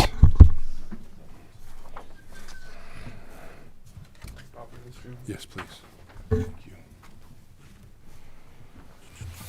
Okay, good morning. Every year we review the fee schedule and make any necessary changes. Some years we don't have any. This year we had a couple of things that needed to be added by staff from different departments or state law. There were a few things that changed there as well that mandated a change. So we send this out to each department. They review their fees and then they propose any adjustments. The first page with the planning department, this is kind of going back to the resolution passed with the 180-day extension. Brett had proposed quite a few changes here dealing with conditional use permits. Before we had just a flat $250 fee. With these new big projects coming in and them being, a couple hundred acres and the process being a lot more time consuming, a lot more things that needed to be researched and studies that need to be done. There's a change in conditional use permit fees depending on the acreage. As you can see there, the different acreage listed, up to 400 acres being the maximum, or more than 400 acres at $10,000 for a conditional use permit with several stages in between. And then also with specifically these data center applications, studies that need to be done on impacts to water, noise, traffic, lighting, any of these specialized studies that need to be done, a $750 fee per study on those types of impacts. I highlighted throughout the packet all the changes that were changing from the previous year. Some departments have no changes. Other ones have just a few little changes. One of the main changes that most people are going to see that they deal with recording fees. So the state legislature, they set the recording fee amount. It was $40. And now it is $45. So the recorder's office has that changed under their section. We had also did a resolution for PIDs, public infrastructure districts, about a year and a half ago, and imposed a fee on those when they are recorded and gave some guidelines on them. Originally, we had them under the clerk's department. It makes more sense to have them under the recorder department because when they go and record the PID, then they pay this PID fee at that time as well through the recorder. So that was just being moved under that department from the clerk. Other than that, there wasn't really anything major, unless you have a question on any of the other changes. And then we will get this posted on the county website. The only comment I have is under Section 8 with the landfill use. The commercial uncovered loads. I appreciate that because I spent all that one Saturday cleaning up garbage from uncovered loads along Highway 56, and now I'm a huge proponent of covering your load on the highway going to the dump. Thank you. Yes, prevent that. Yeah, to follow up on that, I've been meaning to say this for a couple of weeks, but UDOT has done a phenomenal job up and down I-15 the last couple of weeks. The bags that the workers and the amount of bags that they've picked up the trash up and down I-15 is incredible. Well, and I spend a lot of time over the years on the road side of the road on I-15, whether it be crashes or whatever else, and I know what's out there. God bless those people, because that's foul. Yeah, it's terrible. It's not cool what's out there on those roadsides on I-15. It's disgusting. So those guys need big kudos. Yep. Yeah. And I've been meaning to say that for a couple of meetings now, so thank you for reminding me of that. Yeah. All right. Is that it, Luke? Yeah. No other questions? All good. You want me to hold that over here? This one I can probably handle. It's the technical ones. I want to make sure I'm getting it right. I'll move for approval of the 2026 Iron County fee schedule changes as reported by Luke. Second that motion. It's been moved and seconded. All in favor? Aye. Aye.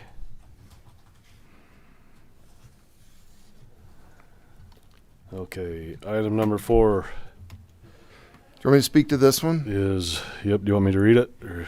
Yeah, sure. You read it, I'll speak to it. It's an ordinance 2026-12 amending Title 8, Chapter 8.20, Section 8.20.060 of the Iron County Code relating to nuisances, amending definitions to include dynamic braking devices, amending provisions relating to dynamic braking devices on vehicles and designating restricted areas. Okay, so the genesis of this ordinance, go back to the Iron County Republican Convention that took place several weeks ago. I had a group of folks from the Newcastle area approach me at convention and say, why doesn't the county do anything about engine brakes? And I said, well, I don't know that anyone's ever asked me that before. Let's talk specifics. And so they indicated that they had problems with engine brakes in the Newcastle area.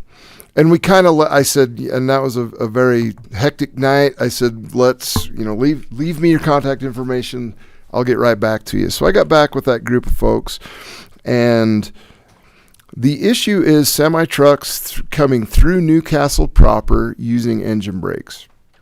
There's some folks that live there that suffer from PTSD from military time and other things. And a lot of times those engine brakes that come through that area are very triggering because of the unexpected noise, the loud noise. I said, well, nobody's ever approached us with this before. Let me see what we can do. So I reached out to DOT to talk to them because Highway 56 is a state highway. DOT said, we've already done a study in that area as far as the grade and other things. So we know that that it's okay to limit engine braking in that area. We've already done the study. We know that the grade is already there. They basically said we need to have the county on board. We need to have the sheriff on board. We need to be able to post signs, and said, great. So I got with the road department, with the planner, with Sam, and came up with this ordinance to address this. Do you want to add anything? I'll just say we had a decent existing ordinance. We hadn't focused on the dynamic braking part of that, and so it wasn't like a huge overhaul of our current ordinance, but it does give us the ability to more flexibly designate those areas, and it seemed like we had good feedback from the sheriff's office as far as enforcement. Right. So this is a little tweak to an ordinance to address a problem that we didn't know about. But when folks reached out and we said, well, that seems to be perfectly reasonable. Let's see what we can do about it. And here we are. We were able to get that through the state, through the county in a month's time. And so it's a little thing, but it's hopefully going to make a difference to a handful of people's lives. And it was pretty easy to do. So I appreciate those folks reaching out and making us aware of a problem, because a lot of times we don't know there's a problem until somebody tells us. So I appreciate those ladies. I've spoken to them a number of times through this process, and I'll give them another call today. And when it comes to the point of posting those signs, I'm going to invite them out to hang out on the sign. Well, I don't know when that'll be. We'll talk to the sign department. But no, I really appreciate people bringing things to our attention that we can actually fix. That's an easy fix. This is awesome. So that's the history. All right, so we'll entertain a motion then. I'll move for approval of ordinance 26-12, amending title and chapter 8.20, section 8.20.060 of the Iron County Code relating to nuisances, amending definitions to include dynamic braking devices, amending provisions relating to dynamic braking devices on vehicles, and designating restricted areas. Second that motion. Has been moved and seconded. All in favor? Aye. We've already discussed item number 5, so we'll go to item number 6. Jennifer. Hello again. I'll first cover items 1 and 2 before moving on to 3, if that's okay with you guys. In the Sheriff's Office corrections, Derry Garcia and Braden Robinson were selected from the most recent competitive recruiting and interview process to backfill the vacant deputy positions, effective May 24th, 2026. Braxton Wilson, Dreamweaver, and Peter Merrill have completed all tasks and requirements to receive a promotion from a Deputy 1 to a Deputy 2 position, effective May 24th, 2026 for Braxton and Peter, and June 1st, 2026 for Dream. Caitlin Lacey has completed the steps to receive bilingual pay, effective May 25th, 2026. And in the Parks and Recreation Department, Kian Hyken was selected from the most recent recruiting and selection process to backfill the vacant part-time outdoor maintenance technician position, effective May 25th, 2026. I would move for approval of personnel items 1 and 2. Second that motion. It's been moved and seconded. All in favor? Aye. Aye.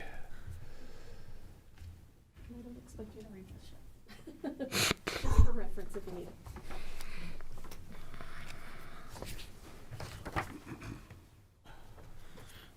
All right, I submitted the detailed historical report regarding the Utah retirement system in the commission packet for you to look over this past week, which I've just given you. I'll give you a brief history just in context of this meeting today on URS with the county. So the Tier 2 retirement structure was implemented in 2011 under the premise that the hybrid members would eventually need to contribute to their portion of retirement through contributions once the multiplier reached over the employer cap. In 2020, the public safety Tier 2 employee portion was implemented at a 2.27%, which the county was able to pick up so employees wouldn't see a take-home paycheck decrease. In 2022, the employee portion increase was increased an additional 0.32%, which the county again elected to pick up. In 2024, the employee portion increased an additional 2.14%, and the county elected to pick up that portion as well. Currently, Iron County pickup for all public safety employees in the Tier 2 system is 4.73%, and elected to do so, if you elect to do so, the 2026-27 public safety portion will increase an additional 1.25%. I think it's important to note, and I'll kind of deviate a little bit from my script, but when you elect to cover the Tier 2 employee portion pickup, you are required to cover all in Tier 2 in that employee portion. So you're covering not only the affected people, but the not affected people, which for public sector, it is 6 people that would actually get the additional contribution to the retirement. Everyone else, there's 73 Tier 2 public safety as of right now. So just kind of wanted to give that context. So if the county elects to pick up this portion, it will cost an additional $72,266.05. So for context, the lowest paid public safety employee would see a $686.40 per year decrease of their salary if they needed to pick up their employee contribution portion of their retirement. The highest public safety employee would lose $1,185.60 per year from their take-home paycheck as well. And also for the Tier 2 non-public safety, their portion increased as well. However, the county is not able to pick up this portion because State or Senate Bill 20 did not pass during the legislative session. I'd be remiss to not cover that as part of this presentation because they will be losing some of their take-home salaries as well. So the employee portion increase for the 2026-27 year for the Tier 2 non-public safety that they need to take a cut out of their paycheck is an additional 0.49%. So the lowest paid affected employee, this would be a $187.20 per year decrease from their take-home salary, and the highest paid employee would lose $561.37 per year. So having said that, we do have several people here that could contribute to some narrative if you have questions. If you want some context, I think the historical knowledge is helpful. So in front of you today, you kind of have a couple of options. And I know I put it on the agenda as you voting to adopt it. But if you choose not to, you can do a couple of things. You can either do nothing, and then consider in the future an increase to kind of offset that towards the end. You can elect to have the employees pay their own portions and consider a bigger raise in next year's budget. You can have employees pay their own portions and consider a raise in July to cover the increase. And then you could also elect to cover the public safety employee portion, and then the other employees would pay their own portion out of the non-public safety. I know that's a lot of information. That was A, B, C, D, E. You don't have to go through all those. You can either go off of what's on the agenda today to say yay or nay. Who can Luke Yes, please. speak?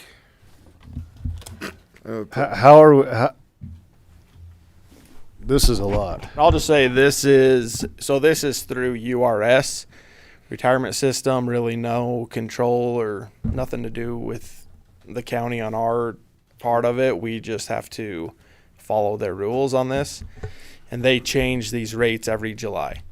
So some years it's like, okay, there's no change. Other years it has a bigger effect, and so we just kind of wait until a month and a half ago is when we get these rates, and then we got to decide in July. It's a little harder for us versus the cities because the cities are setting their budgets right now, starting July 1st. Ours start at the first of the year. So we would have to do a budget adjustment if there is any change mid-year, or wait until the first of the year and then keep that in mind that these increases happened. So, yeah, I put that on that paper. I mean, there's basically 4 different options we have from. But yeah, any specific other questions on that? I guess if we fund it, where does that come from? I mean, I assume that comes from different pots for different. Yeah, so this affects all the employees in the county. So the landfill is going to come from the landfill fund, the road from the road fund, the everyone in the general fund from the general fund. I mean, So I guess it's kind of hard to ask an across-the-board question of can we afford it? Because I don't know if Jennifer looked at this. The $72,000 number she gave you, that's only for public safety, right? That's only public safety. For all the other employees, I don't know if you have any estimate on that. The estimate per person I did, but not for the entirety of the county, but it's per person. Okay. But because SB 20 did not pass, they just have to eat it. Raise across the board, And that would include tier are we legal to do that specific to that? which we did when it increased to 0.87% to Okay. Yeah, so we, like she said, we would have to give a raise to all of the non-public safety employees, and then they would just pay it out of their check. So it's kind of a wash, but the county can't just pay for it like we can for public safety.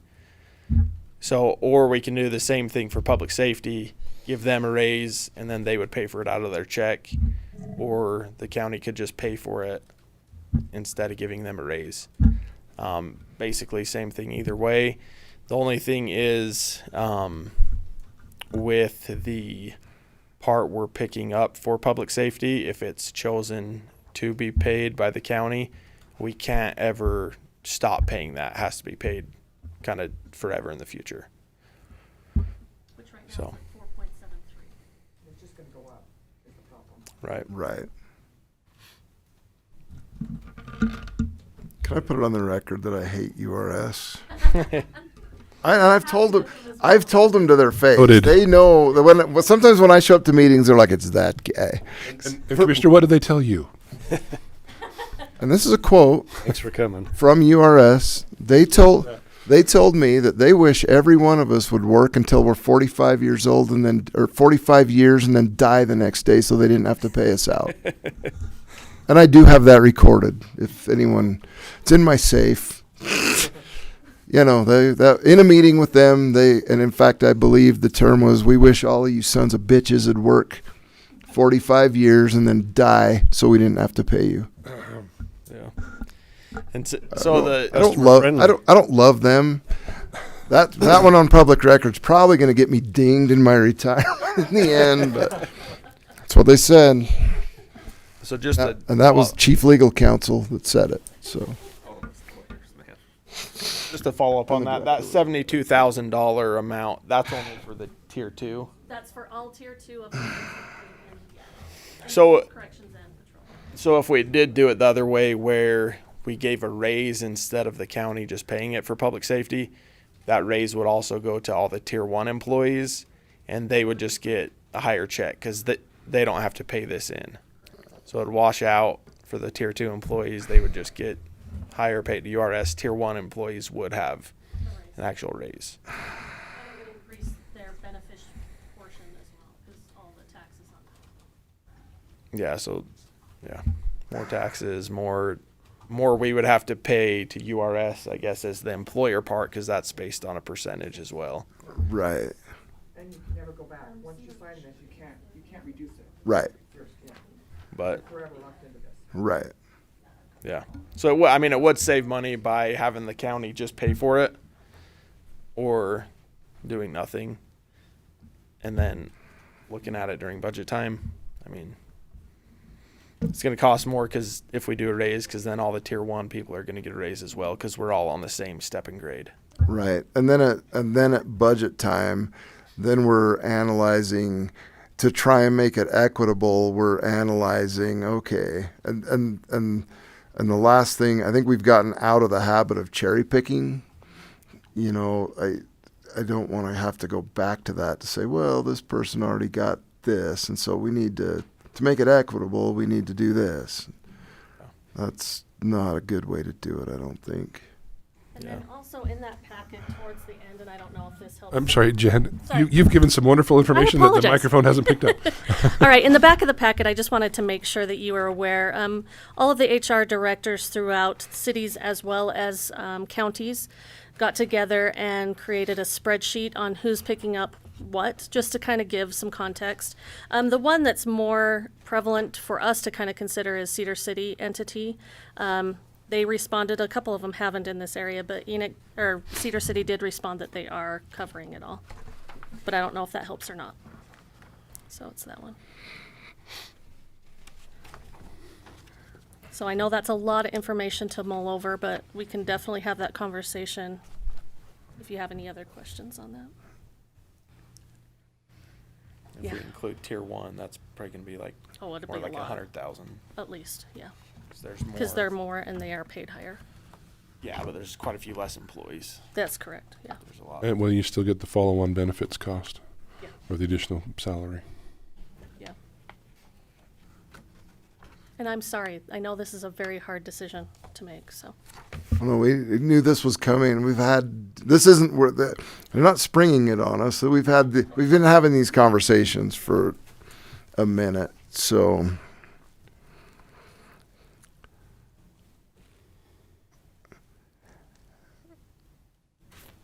Who is our representative on the URS board? Do we know? Do we have one? I'll come up. It used to be Dan, but I I don't think we've remember. had one since. Okay. So we probably Or should if that reach was class out. 3 or something. Very well could have been. We could reach out to Maybe them and not. have at least a seat at the table when Could they're it be making Commissioner that. Blake or? Yeah. 100% it We should like be. to. I love the look. it's Give 'em not the what good. for. That's right. I don't mind being the representative. I can reach out to them and see if there's a way to get a seat at the table, just so at least we are not surprised. Well, it wouldn't hurt. It might be Wouldn't a good hurt. one to go through UAC on. And initially, it was kind of interesting because when they very first put out the figures, I guess it was probably in March or April, this increase was not on there for public safety. So this was decided right at the very last bit. So Yeah. we're all kind of scrambling at this point, which we Well, I knew think the something tougher was part coming. is just there's no equitable way to go about Correct. it. There's no. It's always going to be hard. That's the toughest part. Is that it's Agree. just I want to do what is least impactful financially to our employees. Sure. I mean, I feel like a lot of the reason that we have had decent employee retention over the last few years, than bleeding as we have before, is because we've been able to step up and do those things. Okay, with that being said, I also want to point back to our current jail project. Correct. We know, and I've said this over and over and over again, we have a plan. That plan is to be fiscally aware of being able to pay that bond, but a big portion of that is also to be able to compensate our employees fairly. Absolutely. And that's been the plan since day one. I would be in favor, and I don't know what I'm in favor of. I'm gonna tell you what I'm in favor of, and then you tell me where it fits. You've got it. How's that? Put it on me. I would like to see us pick up the additional cost, knowing that in a couple of years we're going to have a plan that's going to make this decision much easier. I agree. But in that gap time between now and when, 2 years from now. and a couple of years from now, when that additional income from the jail, I would like to do everything that I can to pick up the pieces in between there to the point where we're more financially soluble and this is an easier decision. Does that make sense? Really makes sense because I agree with you. This isn't going to go So away. It's I- going to be even more and more. I think. Right. as time- Right. So what do I agree with? I'm asking you. Yeah. It sounds like you agree with picking it up, knowing that eventually it's going to offset it. Maybe. Because I know, as things are, I know that we can't necessarily pick it up in perpetuity. Oh, absolutely. That just gets to be too much. I agree. And I don't know if anybody else wanted to add. Yeah, no. Hey, Shalon, Maybe it will help. while she's coming up, again, what you're suggesting would also give an unfair benefit to tier 1 employees. I know. And that's the inequity is, like I say, is tough. Sorry. I know. That's the problem, is there is no equitable solution. So I don't have a solution for you, but I just and you kind of sound like you are on the same page as me. But historically, so when we talk about this project and being able to retain employees, I have employees jump for 10 cents, right? They go to the city for 10 cents. And so listening to Jen say that Cedar City is going to absorb this is a huge thing for me, because my guys will jump so fast. I mean, I hope that we're creating a place that they love to be and it's a good working environment. But if our partnering agencies are going to pick this up, then that is really hard for me. And so to be able to keep our jail being able to take on these contract inmates that are going to give us this, I also need to be able to retain my staff. So it's just my little 2 cents. I know that you're already kind of throwing all this out there, but that's a big deal as far as retention. We see people jump for so little, and so if that's something that, the other thing that comes about when they were talking about come July, so if our guys are getting their paycheck and they're like, whoa, what happened to that $100 this month, and they're thinking, ooh, I can get that at Cedar, they're gonna jump. So that's a hard thing when you actually can see a paycheck and see that it's being taken away from you. That's going to be a pretty tough blow for these new guys that are just literally babies that are just having babies and starting lives. So, Jen, in that context, can you explain what Cedar City is doing? Because I think what Shalon says is powerful, but maybe so the commissioners can understand what Cedar City's doing. All Natasha put in her feedback on page towards the end, I think it's second to last or third to last page, other entities coverage. Yeah. So that's alphabetical. On Cedar City, it says 2.5. Yeah, so that was just their increase that they're giving as far as a cost of living, I believe. And then the very end category is if they plan to pick up those tier 2 proposed changes. And she put yes, public safety stipend to cover public safety employees. So I'm assuming just by reading that they're giving their public safety a stipend to offset that additional cost. So that's a little bit different than what Mr. Blake's than talking about. Correct. Because that would be tier 2 public safety only. Is that Which correct? is what we're proposing to do anyway, is Okay. tier 2. Okay. And if you're giving it to tier 2, the ones that are affected, you have to give it to all tier 2. So they would be still getting a stipend for those, in our case, 6 people or 8 people. And you would, so would the stipend be separate from the step and grade structure then? Yeah, it would just Like it would be like considered just a separate check that unfortunately Carrie would have to track, which she doesn't want to do. I can just hear it. You can hear it. You need to speak in the microphone, Karen. And again, I mean, it's really difficult because I'm already kind of anticipating the tier 2 non-public safety being a little bit disheartened, and I understand because I fit that category. I missed it by 2 months. But yeah, I mean, it's really difficult when legislature kind of puts that stronghold on you, but at the same time, maybe they understand that it's going to continuously grow, and maybe things just keep going. Things keep getting expensive, but I don't envy you. There is an argument, and it gets old coming from counties and cities, but what happens, and this is a small pinprick of it, but this is essentially an unfunded mandate. Mm-hmm.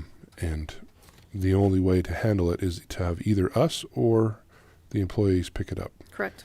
And look, when I came here, my retirement wasn't great, and so I'm so grateful to have been working for the county all these years.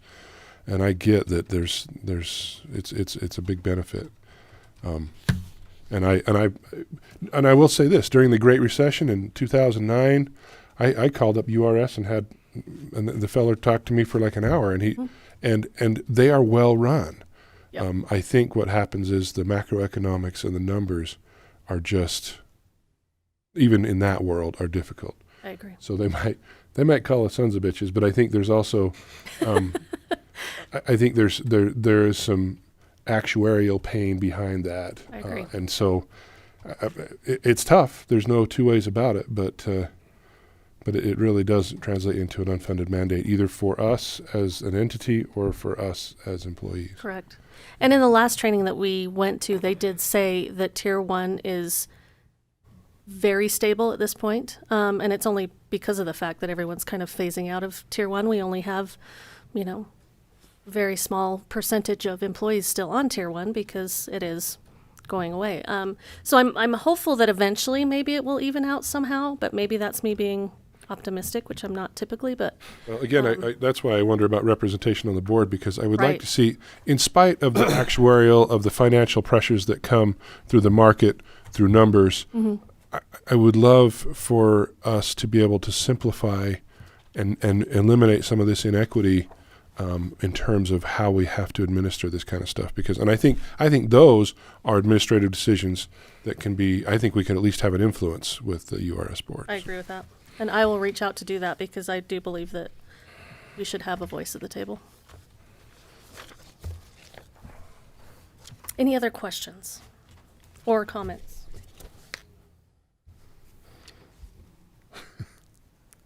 I'd like to hear Commissioner Robinson's take. There's so much that's wrapped into this. I agree. And, my thoughts keep going back to, well, in the private sector, it's not comparable. That's right.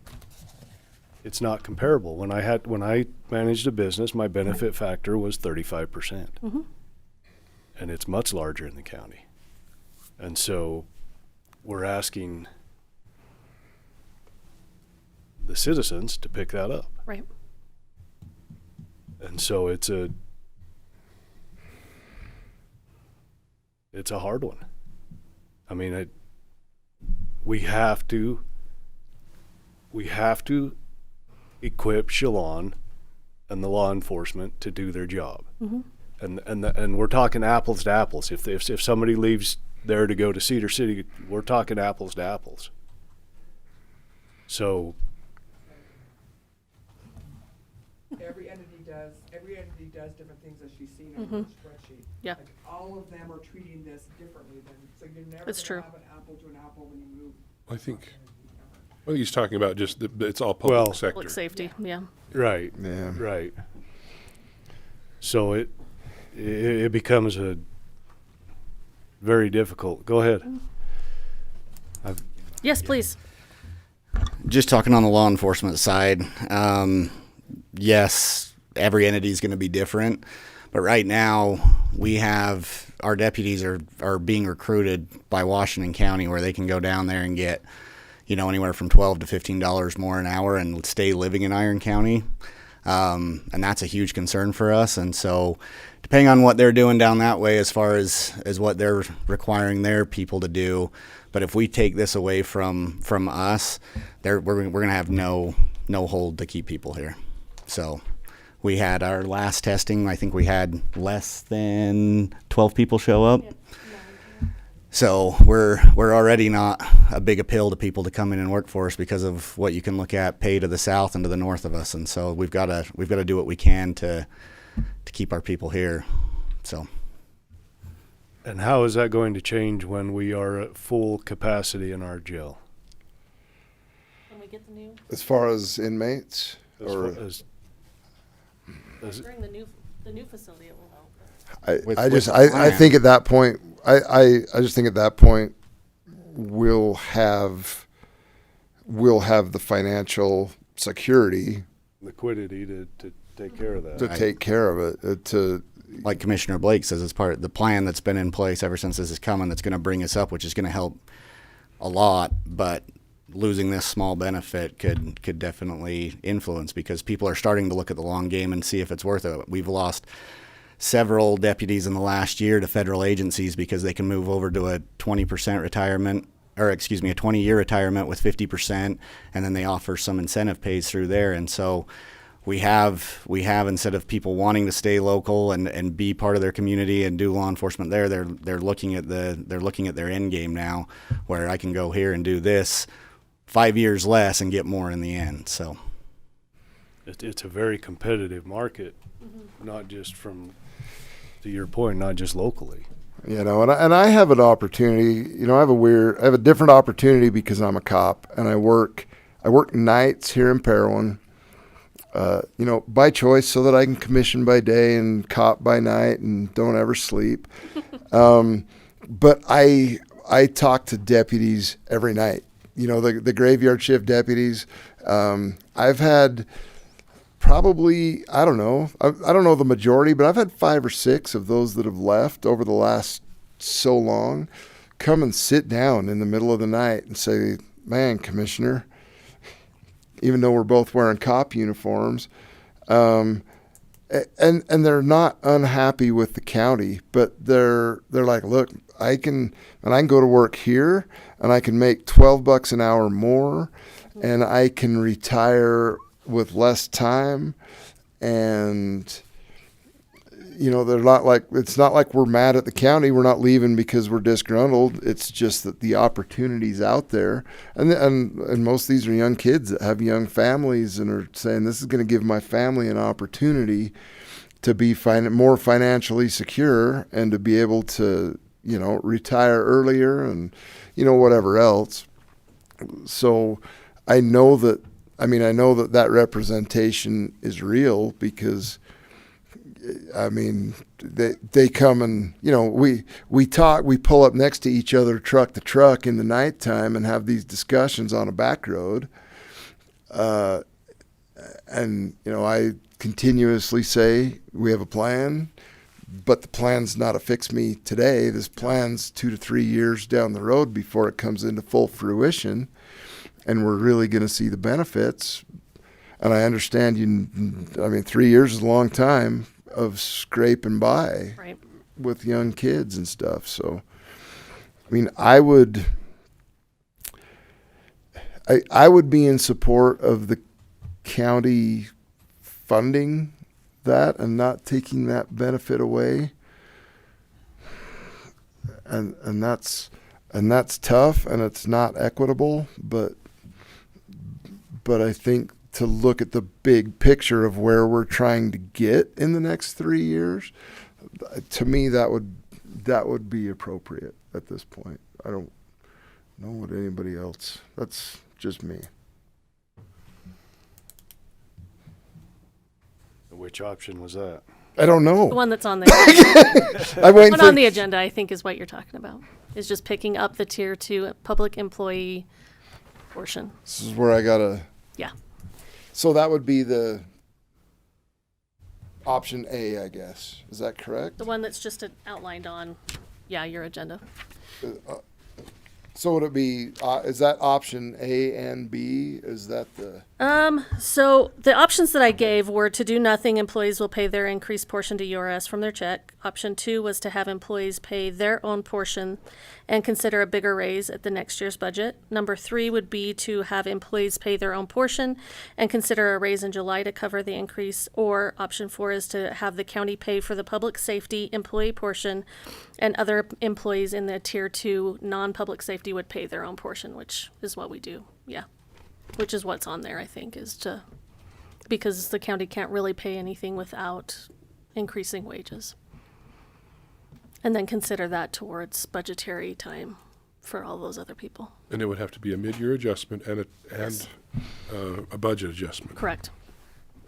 Is that correct? If we gave raises. No. If we gave raises. Oh, yeah. Yes. So, yeah, you said the option on the agenda was, though, to cover the public safety and then do nothing for all the other employees. Yes. Right. So that wouldn't.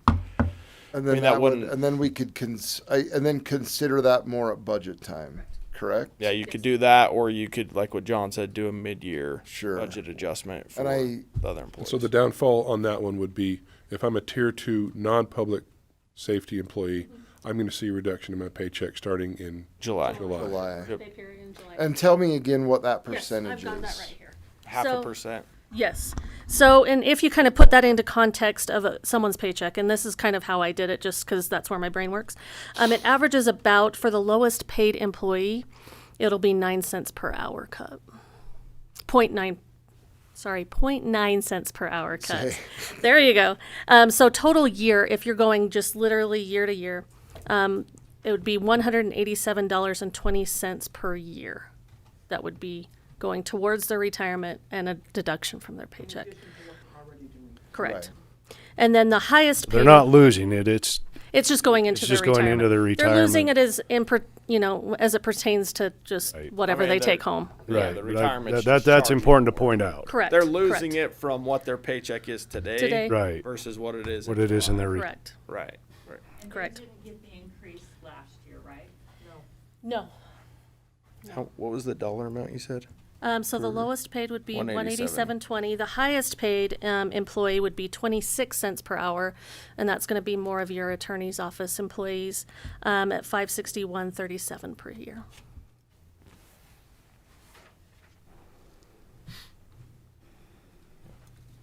And that's just for the hybrid plan. It's not, yeah.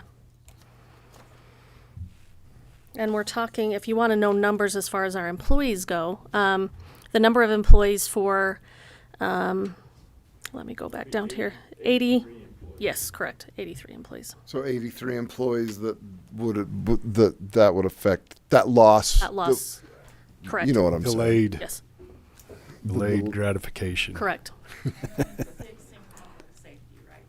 No, no, 73 in public safety. In 80, yeah. Okay. Well, I would move to do that.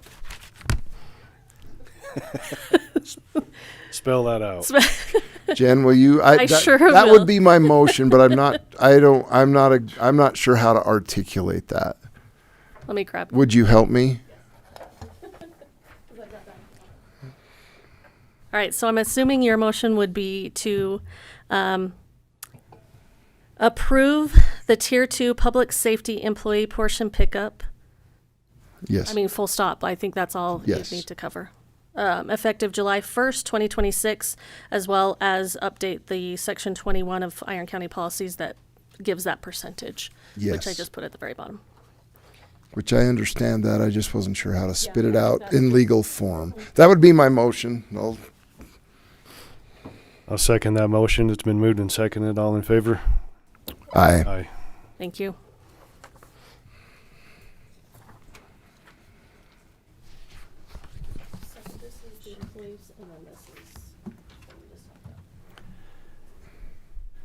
Okay. And then, did you want to do?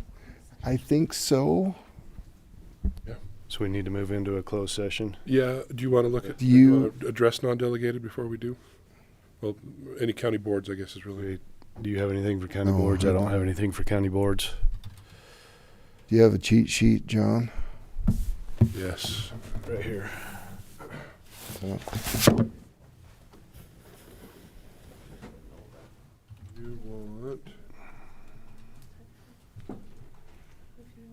Where is it? Oh, 1A. So UCA 52, yeah, 1A.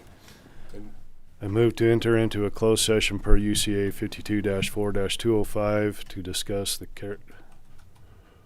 character and professional competence or physical or mental health of an individual. I'll second that. then you need to take a vote. Oh. And aye. That's been moved and seconded. All in favor? Aye.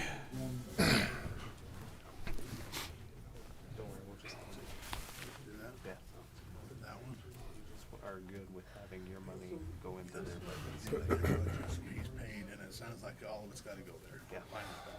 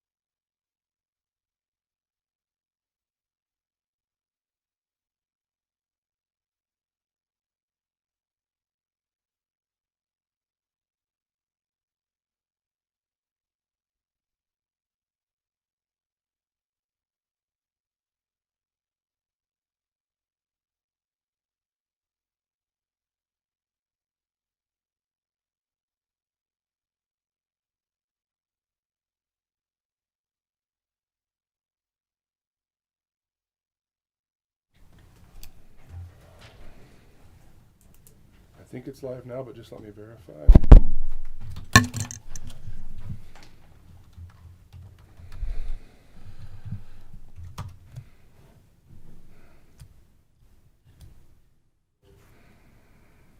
You're golden. Thank you. Chair declares the closed session ended. We are now back in session. And that will conclude our meeting for today. Thank you.